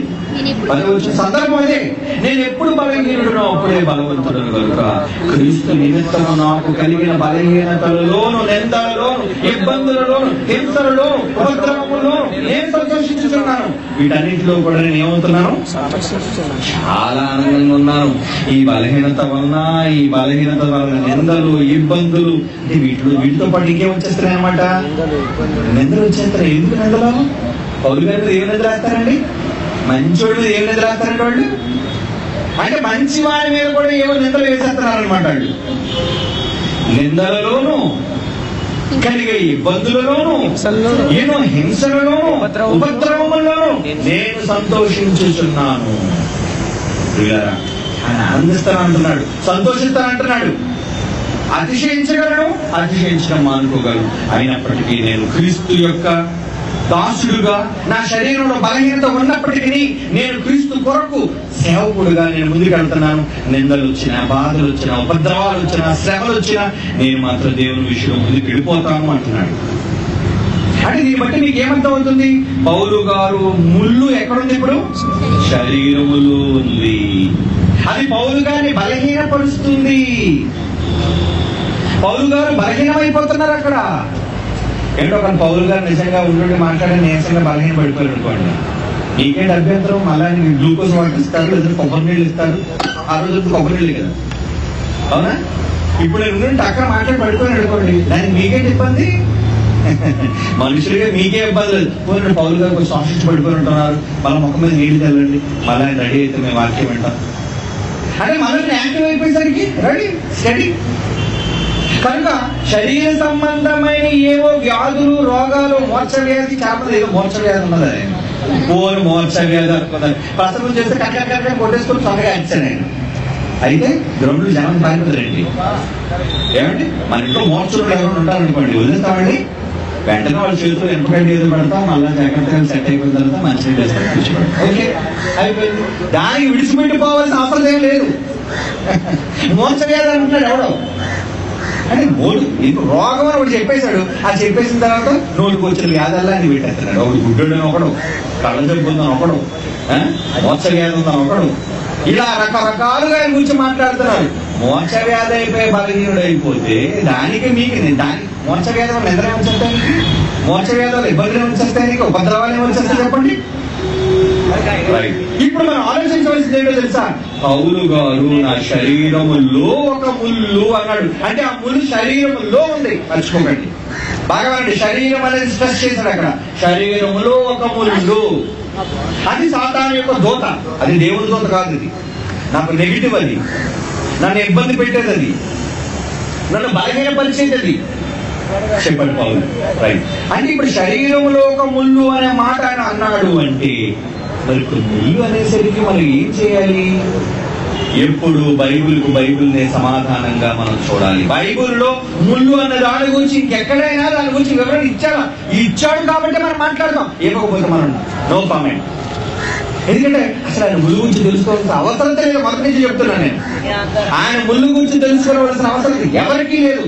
కానీ ముళ్ళు అంటే ఏంటో కొంచెం మాకు డౌట్ గా ఉందండి అని అన్నారు కాబట్టి ఆ ముళ్ళు గురించి దేవుడు ఎక్కడైనా బైబిల్లో చెప్పాడా అని మనం ఆలోచిస్తే ఒక దగ్గర దేవుడు చెప్పాడు. ఏమని చెప్పాడు? ఆయన మొదటి పత్రికలోనే ఆయనే స్వయంగా రాశాడు.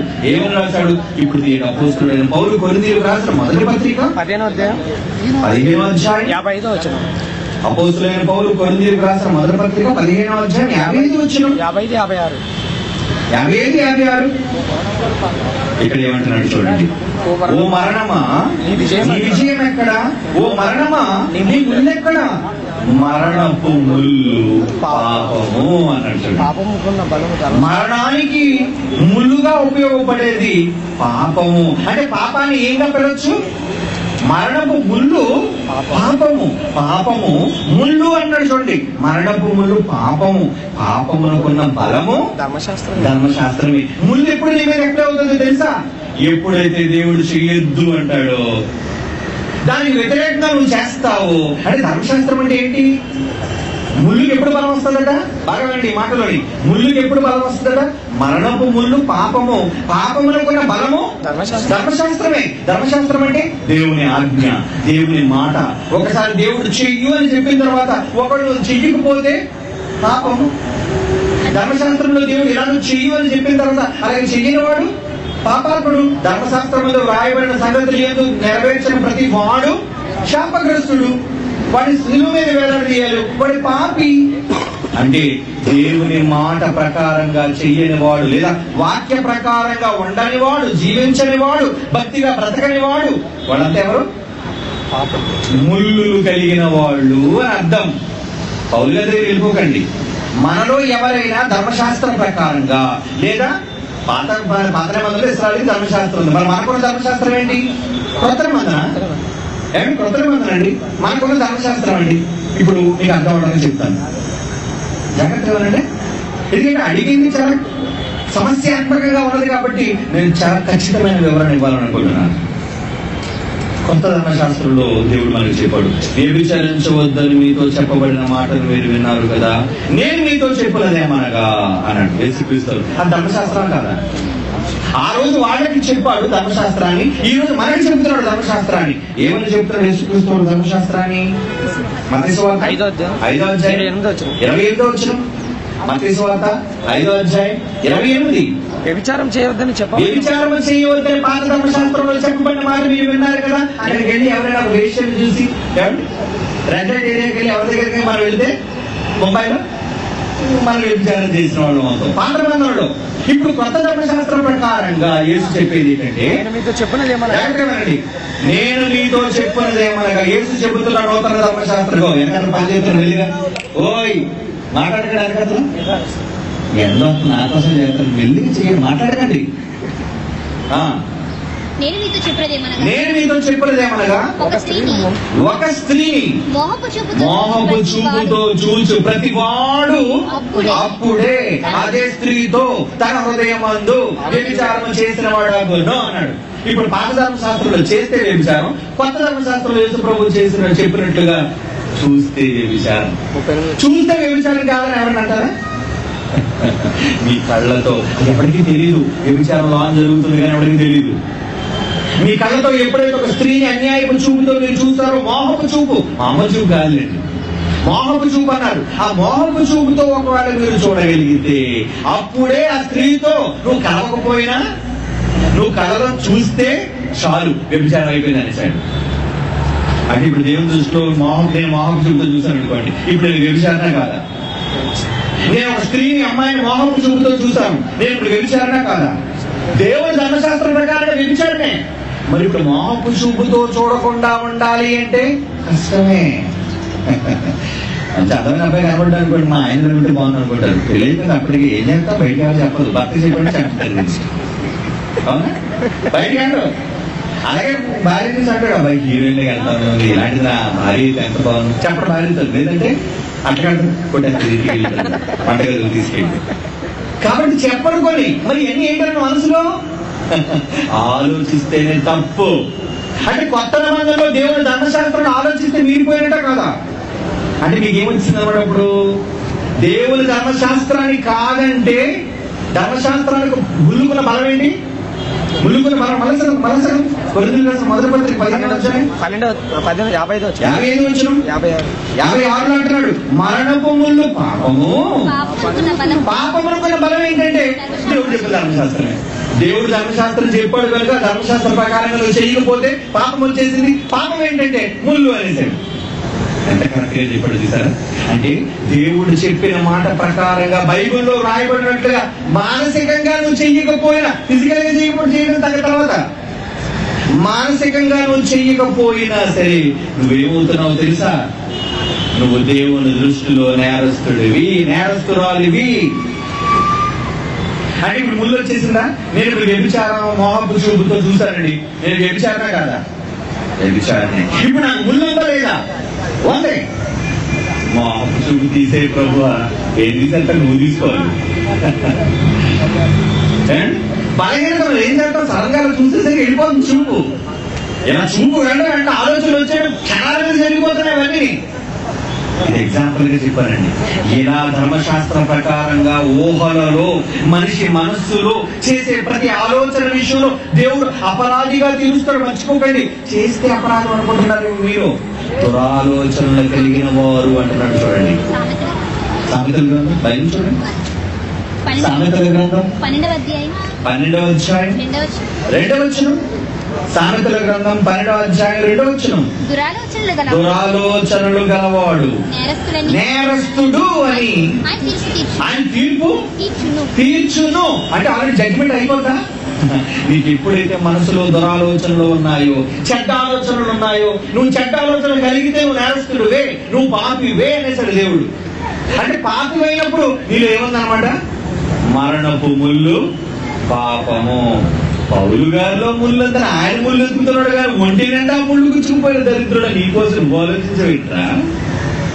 పౌలు గారిలో ఉన్న ఒక ముళ్ళు, నా శరీరంలో ఒక్క ముళ్ళు అన్నాడు. నీకు మొత్తం ఒంటి నిండా ముళ్ళే. చూపులో ముళ్ళు, మాటల్లో ముళ్ళు, ఆలోచనలో ముళ్ళు, చేతల్లో ముళ్ళు, నడకల్లో ముళ్ళు, పడకల్లో ముళ్ళు, అన్ని ముళ్ళే మనకి. ఇన్ని ముళ్ళు పెట్టుకొని పౌలు గారు ఒక ముళ్ళు కోసం నీకు కావాలా? ముందు నీ ముళ్ళు తీసుకో, ముందు నీ శరీరంలో ముళ్ళని పీక్కో. అప్పుడు పౌలు గారి ముళ్ళు కోసం మాట్లాడాను. పౌలు గారి ముళ్ళు కోసం. పౌలు గారి ముళ్ళలో ఉన్న రోగమా, పాపమా, శాపమా, ఎందుకు అవన్నీ నీకు? దేవుడు చెప్పాడు బైబిల్లో. ఏమని చెప్పాడు తెలుసా? నీ శరీరములో దేవుని ధర్మశాస్త్రాన్ని వ్యతిరేకించి చేసే ఏ పనైనా ఆలోచనలో ఉన్నా సరే అది పాపము. ఆ పాపం ఏంటో కాదు, చదవండి. నేనంటున్న మాట కాదు, బైబిల్. మరణపు ముళ్ళు ఆ పాపము. ఆ పాపము అంటే ముళ్ళు పాపమైనప్పుడు ఆ ముళ్ళుకున్న బలం ఏంటి? దేవుడు చెప్పిన మాటే నీకు బలం. దేవుడు చెప్పిన మాటే ముళ్ళుకు బలం. ధర్మశాస్త్రం ఉంది కాబట్టి నీకు ముళ్ళు గుచ్చుకుంటుంది. దేవుడు చెప్పకపోతే ముళ్ళే లేదు నీకు ఎటువంటి ముళ్ళు లేదు. బైబిల్ ఎప్పుడు బైబిల్తో సరిచూపాలి. ముళ్ళు అన్న దానికి బైబిల్ ఇచ్చిన వివరణలో ఒక మనిషి తన ఆలోచనలో చేసేది ఫిజికల్ గా పోయి ఎక్కడికి వెళ్ళిపోయాడు కాదు. ఏంటి రోజు కనబడే అందరి దగ్గరికి వెళ్ళిపోతున్నాడండి. చూడండి, పౌలు గారిని గురించి కానీ ఎవరిని గురించి కానీ వాడు పాపాత్ములను మన నేరస్థాపన చేయడానికి మనకు సరిపోం. మళ్ళీ చెప్తున్నాను, పౌలు గారు పాపో ఎవరు పాపో అది మనకు అనవసరం. ఆయన మీద నేరస్థాపన చేయడం నువ్వే గొప్పవా? నీకే మరణపు ముళ్ళు బోర్డు పాపాల ముళ్ళు గురించి గుచ్చుకొని ఉన్నాయి. అందుకే చెప్పాను, నీ ముళ్ళు గురించి ఆలోచించకుండా పౌలు గారి ముళ్ళు గురించి ఆలోచించద్దు. రామభద్రులు ఏమిటో తెలుసా? గొప్ప వాళ్ళని దూషించొద్దండి. ఎందో అధ్యాయం? రోమిలి రాసిన పత్రిక ఎందో అధ్యాయం 33 చూడండి. పౌలు గారు దేవుని చేత ఏర్పరచబడిన వ్యక్తి. దేవుని చేత ఏర్పరచబడిన వ్యక్తి అయిన పౌలు గారు అనుకుందాం. దేవుని చేత ఏర్పరచబడిన వారి మీద నేరము మోపువాడెవడు? అది మంచోడైనా చెడ్డోడైనా నీతిమంతులుగా తీర్చవలసిన దేవుడయ్యా. నువ్వెవడో తీర్పు తీర్చడానికి? నువ్వెవరు వాళ్ళని చెడ్డోడు అనడానికి? చూడండి, పౌలు గారిని చాలా మంది వక్రీకరిస్తున్నారు. మనం ఏదో ఎవరినో పాపాత్మలు అనేస్తున్నాం. మనకేం అధికారం పాపాత్మలు అనడానికి? ఇప్పుడు జాన్ ప్రసాద్ గారు అంటే నాకు తెలియదండి, కానీ జాన్ ప్రసాద్ గారు అన్నారు, ఏమంటే మీకు తెలియదు కానండి కొన్ని విషయాల్లో నేను పాపినండి. ఓకే, ఆయన యథార్థవంతుడు కాబట్టి ఆయన ఒప్పుకున్నాడు పాపాన్ని. ఆయన పాపాన్ని ఆయన ఒప్పుకుంటే వేరు, కానీ ఆయన చెప్పకుండా నేను మాట్లాడికి జాన్ ప్రసాద్ పాపి నేను అనడానికి ఏమిటి మనం మాట్లాడుతూ జాన్ ప్రసాద్ గారు తన పాపిని ఒప్పుకోనండి. ఎంత మంచి వ్యక్తి అండి అంటే అలాగన్నా కూడా తప్పేనా? ఇప్పుడు పౌలు గారిని చాలా మంది మనం పాప అనేస్తున్నామని చాలా బాధపడి తిప్పేస్తున్నారు. మళ్ళా పౌలు గారిని పాపని మనం అనలేదు కదా, పౌలు చెప్పుకున్నాడు. ఏమని చెప్పుకున్నాడు బైబిల్లో? మనం అనట్లేదు పౌలు గారు పలానా విషయంలో పెద్ద పాపం చేసేసారు కాబట్టి ఆయన పాపి. నో, నీతిమంతుల విషయంలో మనం ఎవరిని తీర్పు తీర్చడం లేదు. స్వయంగా పౌలు గారే బైబిల్లో రాయించారు. ఆయన గురించి ఆయన రాసుకున్నాడు. ఏమని రాశాడు? నేను పాపులందరిలో ప్రధాన పాపుని అన్నాడు. అవునా? చూడండి ఒకసారి మాట. అపొస్తలుడైన పౌలు తిమోతికి రాసిన మొదటి పత్రిక 1వ అధ్యాయం 16వ వచనం. మొదటి తిమోతి పత్రిక 1వ అధ్యాయం 16వ వచనం. ఆ చివరి మాట చూడండి. యేసుక్రీస్తు తన పూర్ణమైన దీర్ఘశాంతంతో ఆ ప్రధాన పాపినైన నా యందు కనుపరుచినట్టు నేను కనికరింపబడి తిని. ప్రధాన పాపిని ఏమంటే ఆయన పాప అన్నాడు. ఆయన పాపిగా చెప్పుకోవడం, మనం ఆయన పాప అనటం లేదండి. మనం ఆయన పాపి అంటారు లేదు. ఎవరంటున్నారు పాపి? ఆయన అదే చెప్పుకున్నాడండి. ఓకే, మంచోడు. ఏమిటి మనం ఎవరి పాపాలను వాళ్ళు ఒప్పుకోడు తప్ప, మహాజన సమూహం ఎవడైతే రొమ్ములో పాపాన్ని కప్పు పెట్టుకోకుండా ఒప్పుకుంటాడు వాడు గొప్పడు అన్నాడు బైబిల్. నా పాపాన్ని నేను రొమ్ములో దాచుకోకుండా మహాసమూహం ఎదురు ఒప్పుకుంటాను అన్నాడు. ఏం ఒప్పుకోడు? పౌలు గారు మహానుభావుడు విషయంలో. మనం ఏం చెడ్డలు మనం చెప్పుకుంటామా? మనకు చాలా ఇబ్బందులు ఉంటాయి. మనం రైతు చెప్తాం. మనం చాలా తప్పుగా ఆలోచిస్తాం, కానీ ఎవరితో చెప్పం. పక్కన భార్యతో కూడా చెప్పం మనం. కానీ బైబిల్ ఏముందో తెలుసా? అంటే వాళ్ళని గురించి బైబిల్ ఏమని మాట్లాడుతుందో తెలుసా? ఒకవేళ నువ్వు పాపం అయితే నువ్వు మహాసమూహం ఎదురు ఒప్పుకున్నవాడు యథార్థవంతుడు, గొప్పవాడు అన్న మాట బైబిల్లో రాయబడింది. యోబు గ్రంథం చూడండి, 31వ అధ్యాయం. యోబు గ్రంథం 31వ అధ్యాయం 33-34 వచ్చిన చూడండి పిల్లలు. ఆదాము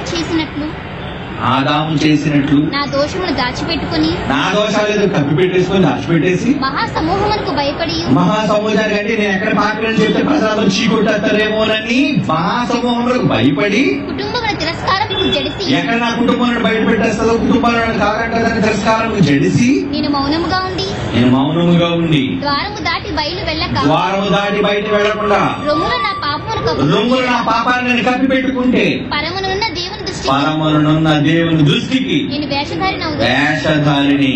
ఇప్పుడు చెప్పండి, పౌలు వేషధార? నంబర్ 1 జెంటిల్మెన్ అండి ఆయన. నేను పాపిని ఒప్పుకున్నాడు ఆయన.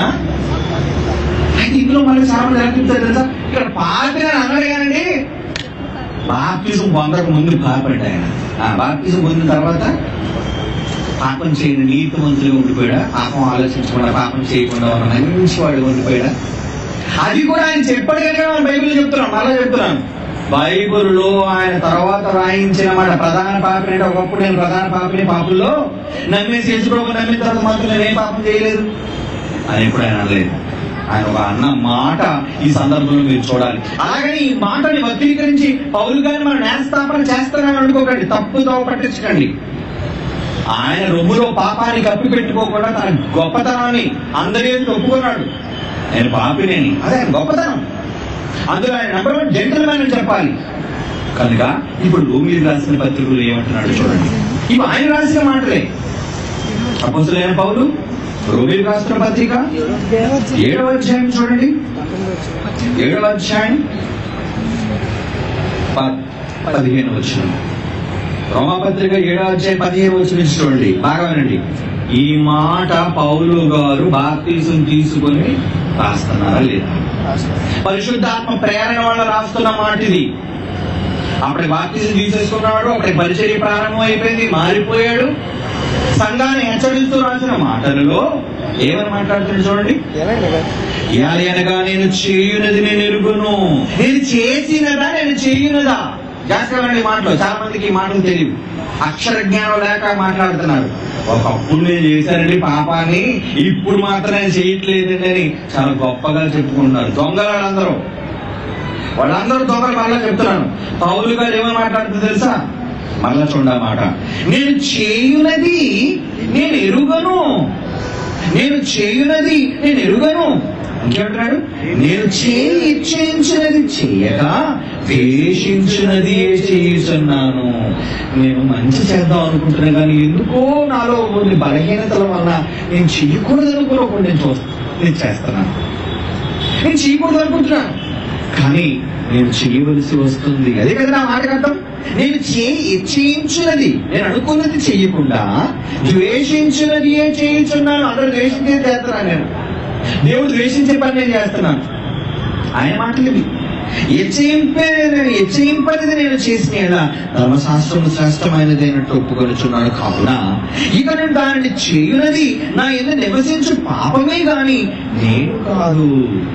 అంటే పాపం అనేది నాలో గూడు కట్టుకుపోయింది, పాపం అనే ప్రక్రియ నాలో ఉండిపోయింది, చేస్తున్నాను. ఆ చేసేది నా యందు నివసించు పాపమే గాని నేను కాదు. నా ఆత్మ చాలా గొప్పది, దేవుడి నుంచి వచ్చిన ఆత్మ చాలా గొప్పది. కానీ అది చేయటం ముందు చూసారా, నాలో ఉన్నారా పాపం, ఆ పాపము చేస్తుంది దాన్ని. అనగా 18 వచ్చును నా యందనగా ఇక్కడ క్లారిటీ చెప్తున్నాడు చూడండి, శరీరమందు మంచిది ఏది నివసింపదని నేను ఎరుగుదును. నా యందంటే మన ఆత్మ యందు వెళ్ళిపోతారేమో. నా యందంటే నా ఆత్మ యందు కాదు, శరీరమందు. అంటే పాపము జరగాలి అంటే శరీరం కావాలి, నేరం జరగాలి అంటే శరీరం కావాలి, అపవాది నేను ఉపయోగించుకోవాలంటే శరీరం కావాలి. శరీరం లేకపోతే నేనే ఉపయోగించుకుంటుంది. అది నువ్వు చచ్చిపోయావండి, శవంతో దానికే పని. శవం శరీరం ఉండాలి, ఆ శరీరంలో ఆత్మ ఉండాలి, అప్పుడు పడుతుంది అది. నేను మనిషి శరీరం విషయంలో బలహీనుడు కాబట్టి శరీరాన్ని అది ఉపయోగించుకొని మనిషిని నేరస్తుడుగా చేయాలనుకుంటుంది. అదే చెప్తున్నాడు చూడండి, నా యందనగా నా శరీరమందు మంచిది ఏది నివసింపదని నేను ఎరుగుదును. మరి ఆ రోజు శరీరంలో నివసించేది ఏంటి? పాపం అనే ముళ్ళు ఎక్కడున్నాడు ఆయన? శరీరములో. అందుకే నొక్కించి చదివించే ఇందాక, శరీరములో ఒక ముళ్ళు, శరీరములో ఒక ముళ్ళు. శరీరములో ఉన్న పాపం, ముళ్ళంటే పాపం అని బైబిల్ చెప్పింది. శరీరములో ఉంది ముళ్ళు. నా యందనగా నా శరీరమందు మంచిది ఏది నివసింపదని నేను ఎరుగుదును. కోరిక నాకు కలుగుతుంది, మంచిది చేయాలి నాకు కూడా తెలుసు. నేను బైబిల్ తెలియదునా, కానీ దాన్ని చేయడం నాకు కలగట్లేదు. ఇంకా నేను చేయగోరు మేలు చేయక, ఈ మాట చాలా జాగ్రత్తగా చదవండి. నేను చేయగోరు మేలు చేయకుండా చేయగోరని కీడు చేసి చేయుచున్నాను అన్నాడా? కీడు చేసి ఉన్నాను అంటున్నాడా?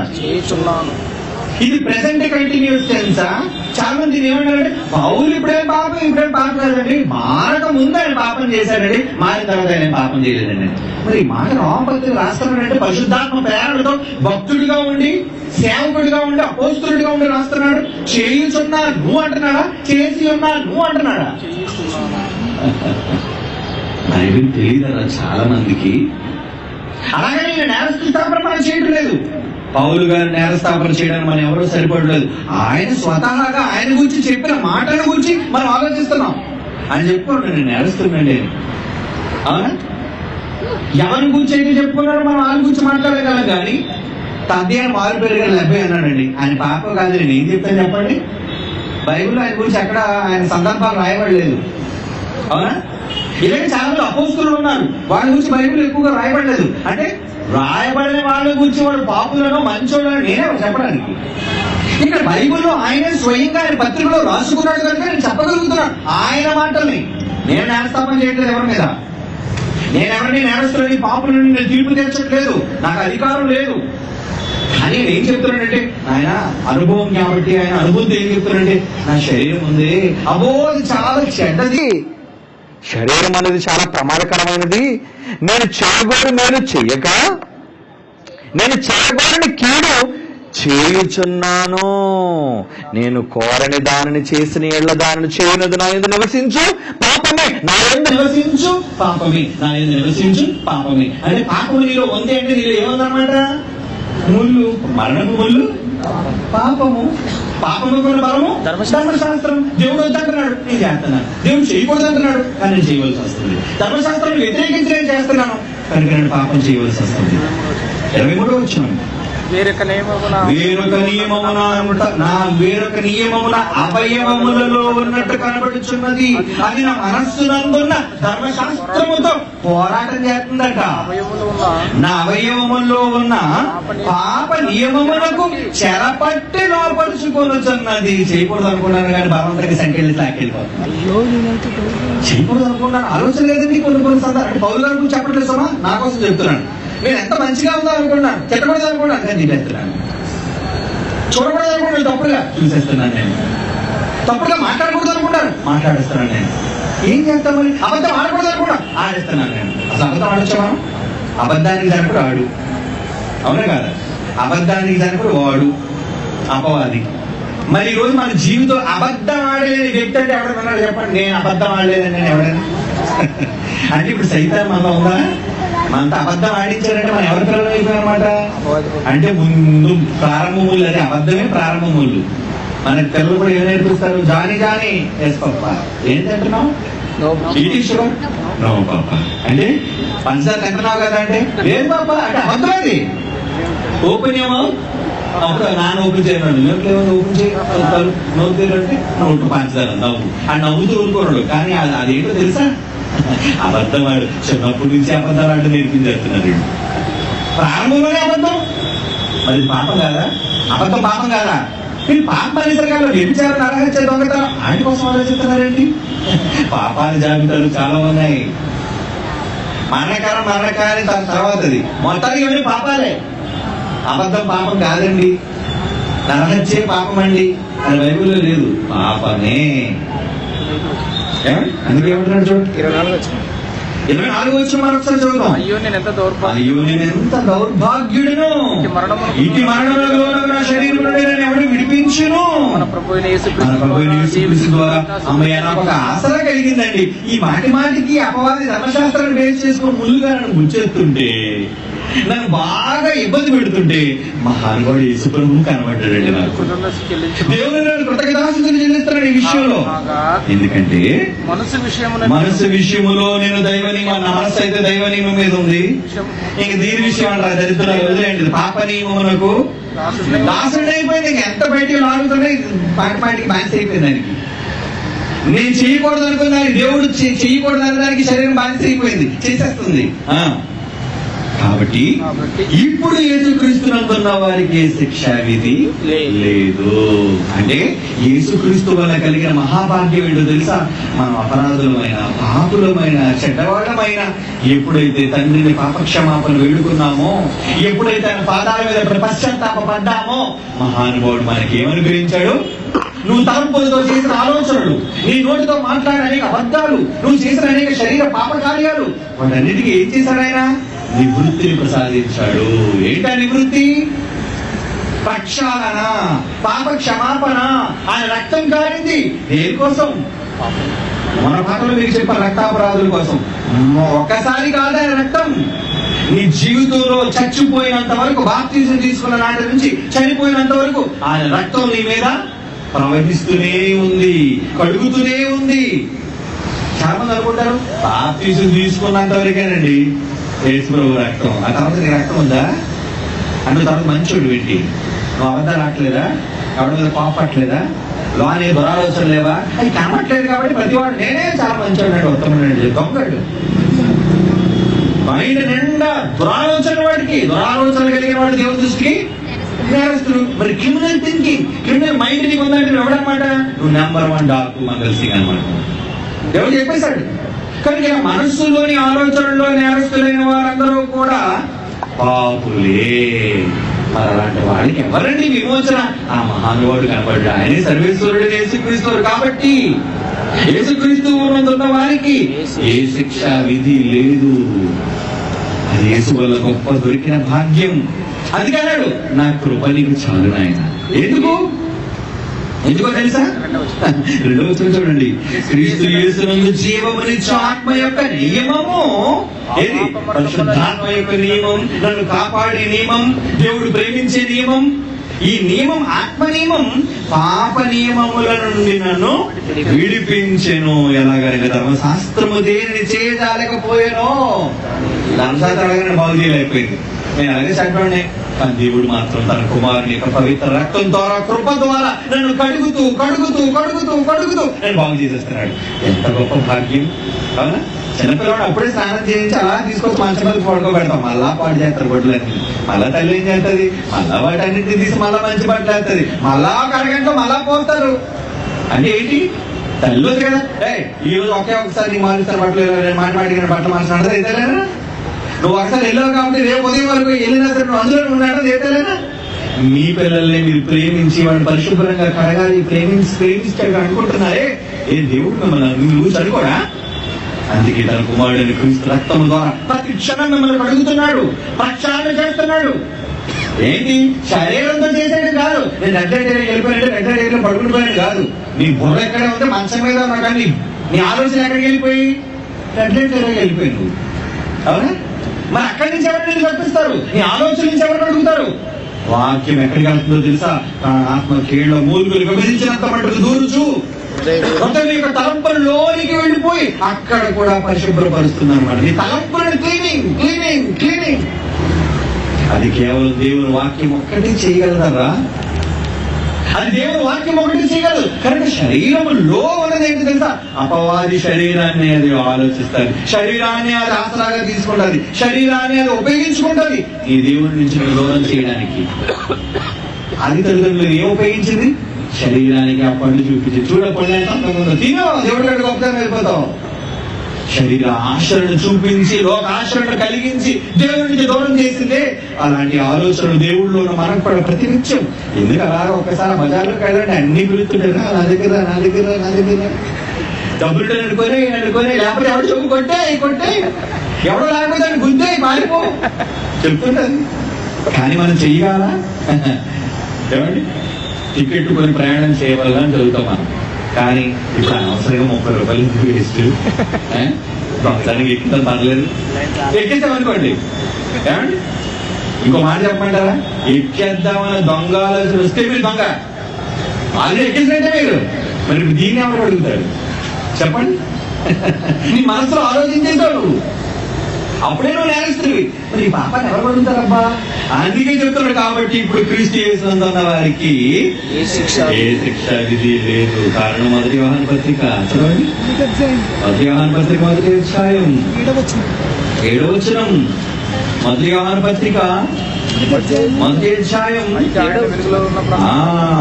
వచనం. అయితే ఆయన వెలుగులో ఉన్న ప్రకారము మనము వెలుగులో నడిచిన యెడల మనము దేవునితో అన్యోన్య సహవాసము గలవారమయ్యేందుకు. దేవుడితో ఉన్నావట, దేవుడితో నడుస్తున్నావట, దేవునితో మంచి సంబంధం, అన్యోన్యత. అప్పుడు దేవుడితో మంచి క్లోజ్ రిలేషన్షిప్ లో ఉన్నప్పుడు, దేవునితో అన్యోన్యమైన సంబంధం కలిగి ఉన్నప్పుడు యేసు రక్తం నీకెందుకు? అంటే దేవుడు పక్కనే ఉన్నావు, అవునా? దేవుడు పక్కనే ఉన్నాడు, కానీ ఆలోచన ఎక్కడ విడిపోయింది.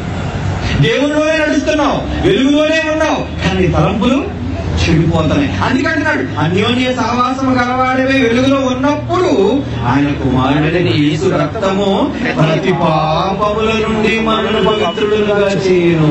మనము పాపము లేని వారము. మంచండి బాబు, పాపం చేయలేదు నేను. ఆయన ఎవడైనా డాకు మాటలు మాట్లాడాడో బైబిల్ చెప్తుంది, మనం పాపము చేయలేదని ఎవడైనా చెప్పుకుంటే మనమే మోసగించుకుంటాం. ఇది మొదలెత్తు. ఇక దేవుడు కూడా మోసం చేస్తా ఉంటున్నాడు చూడండి. మరియు మనలో వాక్యం ఉండదు, సత్యం ఉండదు. మనం పాపము చేయలేదు అని చెప్పి కొనిన యెడల ఆయన అబద్ధికులుగా చేయవారు మగుదుము, మరియు ఆయన వాక్యం మనలో ఉండదు. అంటే ఎవడైనా నేను పాపి కాదు అంటే ముందు ఎవరిని అబద్ధికులుగా చేశారన్నమాటాడు? దేవుడిని అబద్ధికులుగా చేసిన వాడన్నమాట. కనుక నువ్వు పాపి అయినప్పుడు నీ దేవుడి దగ్గర పాపను ఒప్పుకో. నువ్వు ఎలాగ ప్రజల దగ్గర ఒప్పుకోవడానికి పౌలందరూ గొప్పడు కాదు. నువ్వు ప్రతి వాడు నీచ్ కమీన్ రతంగే, అవునా? ప్రతి వాడు నీచ్ కమీన్ గుద్దేవాళ్ళు, కానీ బయటకు చెప్పుకోరు. నేను మహానుభావుడిని, నేను చాలా గొప్పవాడిని, ఉత్తముడు. కానీ నీలాంటి దగులుబాజీ కాదు పౌలు. Wonderful man. నేను ప్రధాన పాపిని. యేసు ప్రభు రాకముందు నేను ప్రధాన పాపిని, ఆ తర్వాత వచ్చిన తర్వాత కూడా నేను పాపిని. నా ఆలోచనలు నేను తప్పు చేస్తున్నాను, కానీ మహానుభావుడు రక్తం ఉందే, ఆయన నన్ను అడుగుతున్నాడు. ఆయన పవిత్రం చేయడం వల్ల నేను పవిత్రుడిగా మారాను. నా సొంతంగానే నేను పవిత్రుడు కాదు సుమా. చేయగోరు మేలు చెయ్యలేకపోతున్నాను, చేయగోరని కీడు చేయుచూ ఉన్నాను. అది తెలుసుకోవాలి మీరు. నేను చేస్తున్నాను. యాకోబు పత్రిక 4వ అధ్యాయం 13వ వచనం. యాకోబు పత్రిక 4వ అధ్యాయం 17వ వచనం. మంచి మాట. యాకోబు పత్రిక కాబట్టి మేలైనది యాకోబు పత్రిక 4:17 కాబట్టి మేలైనది చేయవలనని చేయనెరిగియు అలాగు చేయని వానికి పాపము కలుగును. కనుక మేలు చేయాలని మీకు తెలుసా? మేలు చేయాలని తెలుసా? తెలీదా? తెలుసు. మరి మేలు చేయాలని తెలిసినప్పుడు నువ్వు మేలు చేయకపోతే ఎలా? చెయ్యాలని తెలిసి చెయ్యకపోతే పాపమే అంటున్నాడు. ప్రార్థన జరుగుతుంది, నేను వెళ్ళాలి తెలుసు కానీ నేను వెళ్ళలేదు. ఇప్పుడు నువ్వు ఏంటి? పాపివి. ములుగు వచ్చేసింది అనమాట నేను. అవునా? ములుగు వచ్చేసింది. దేవుడు అవసరంతో ఇక్కడ ఉంది కానీ దేవుడు అవసరం అవసరాన్ని వాడేసుకున్నాడు డబ్బులు. ఇదేంటి? నేను జరగాలి అక్కడ, నువ్వు ఇవ్వలేదు, నువ్వు చేయలేదు కానీ ములుగు వచ్చుకుంది నీకు. పాపం. ఇలా ప్రతి విషయంలో, ఆలోచనల్లో, మాటలలో, ప్రవర్తనలో, అన్ని విషయాల్లో పాపులుగా ఉంటున్న మనము ఎన్నో శరీరం నిండా ముళ్ళులు కలిగి మనం బ్రతుకుంటే ఎవరి విషయంలోనండి పాపులు అని మనం అనడానికి తీర్పు తీరుస్తున్నాం మనం? ఎవరిని పాపులని మీరు తీర్పు తీర్చకండి. ఇప్పుడు నేను పౌలు గారి పాపని నేను తీర్పు తీర్చలేదు, ఆయన మాట నేను బైబిల్లో చదివాను అంతే.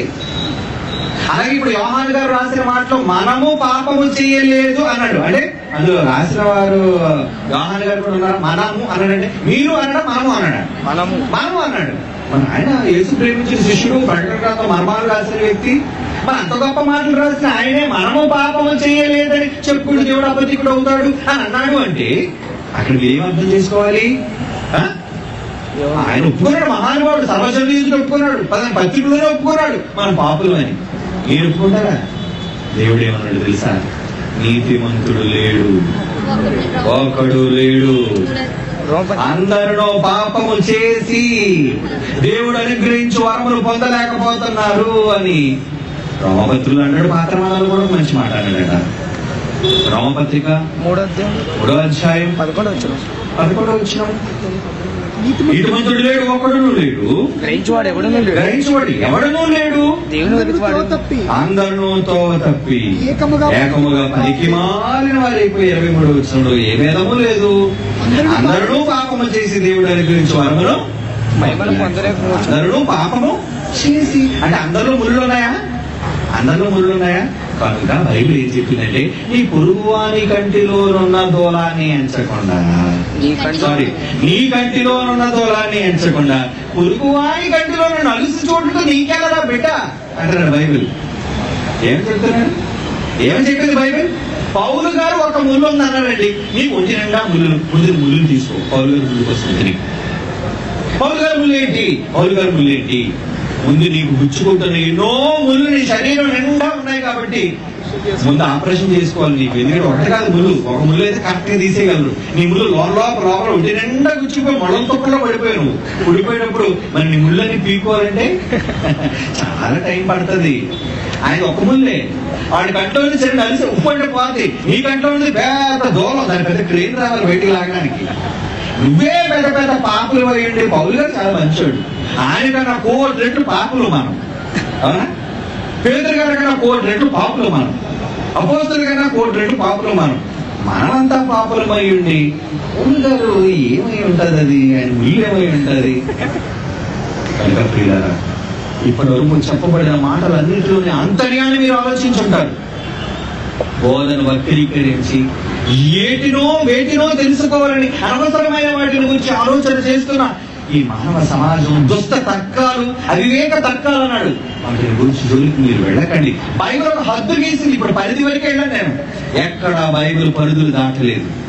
బైబిల్ ఇచ్చిన పరిధి దాటలేదు నేను. బైబిల్ ఎంతవరకు చెప్పింది? ముళ్ళు అనగా పాపం అని చెప్పింది.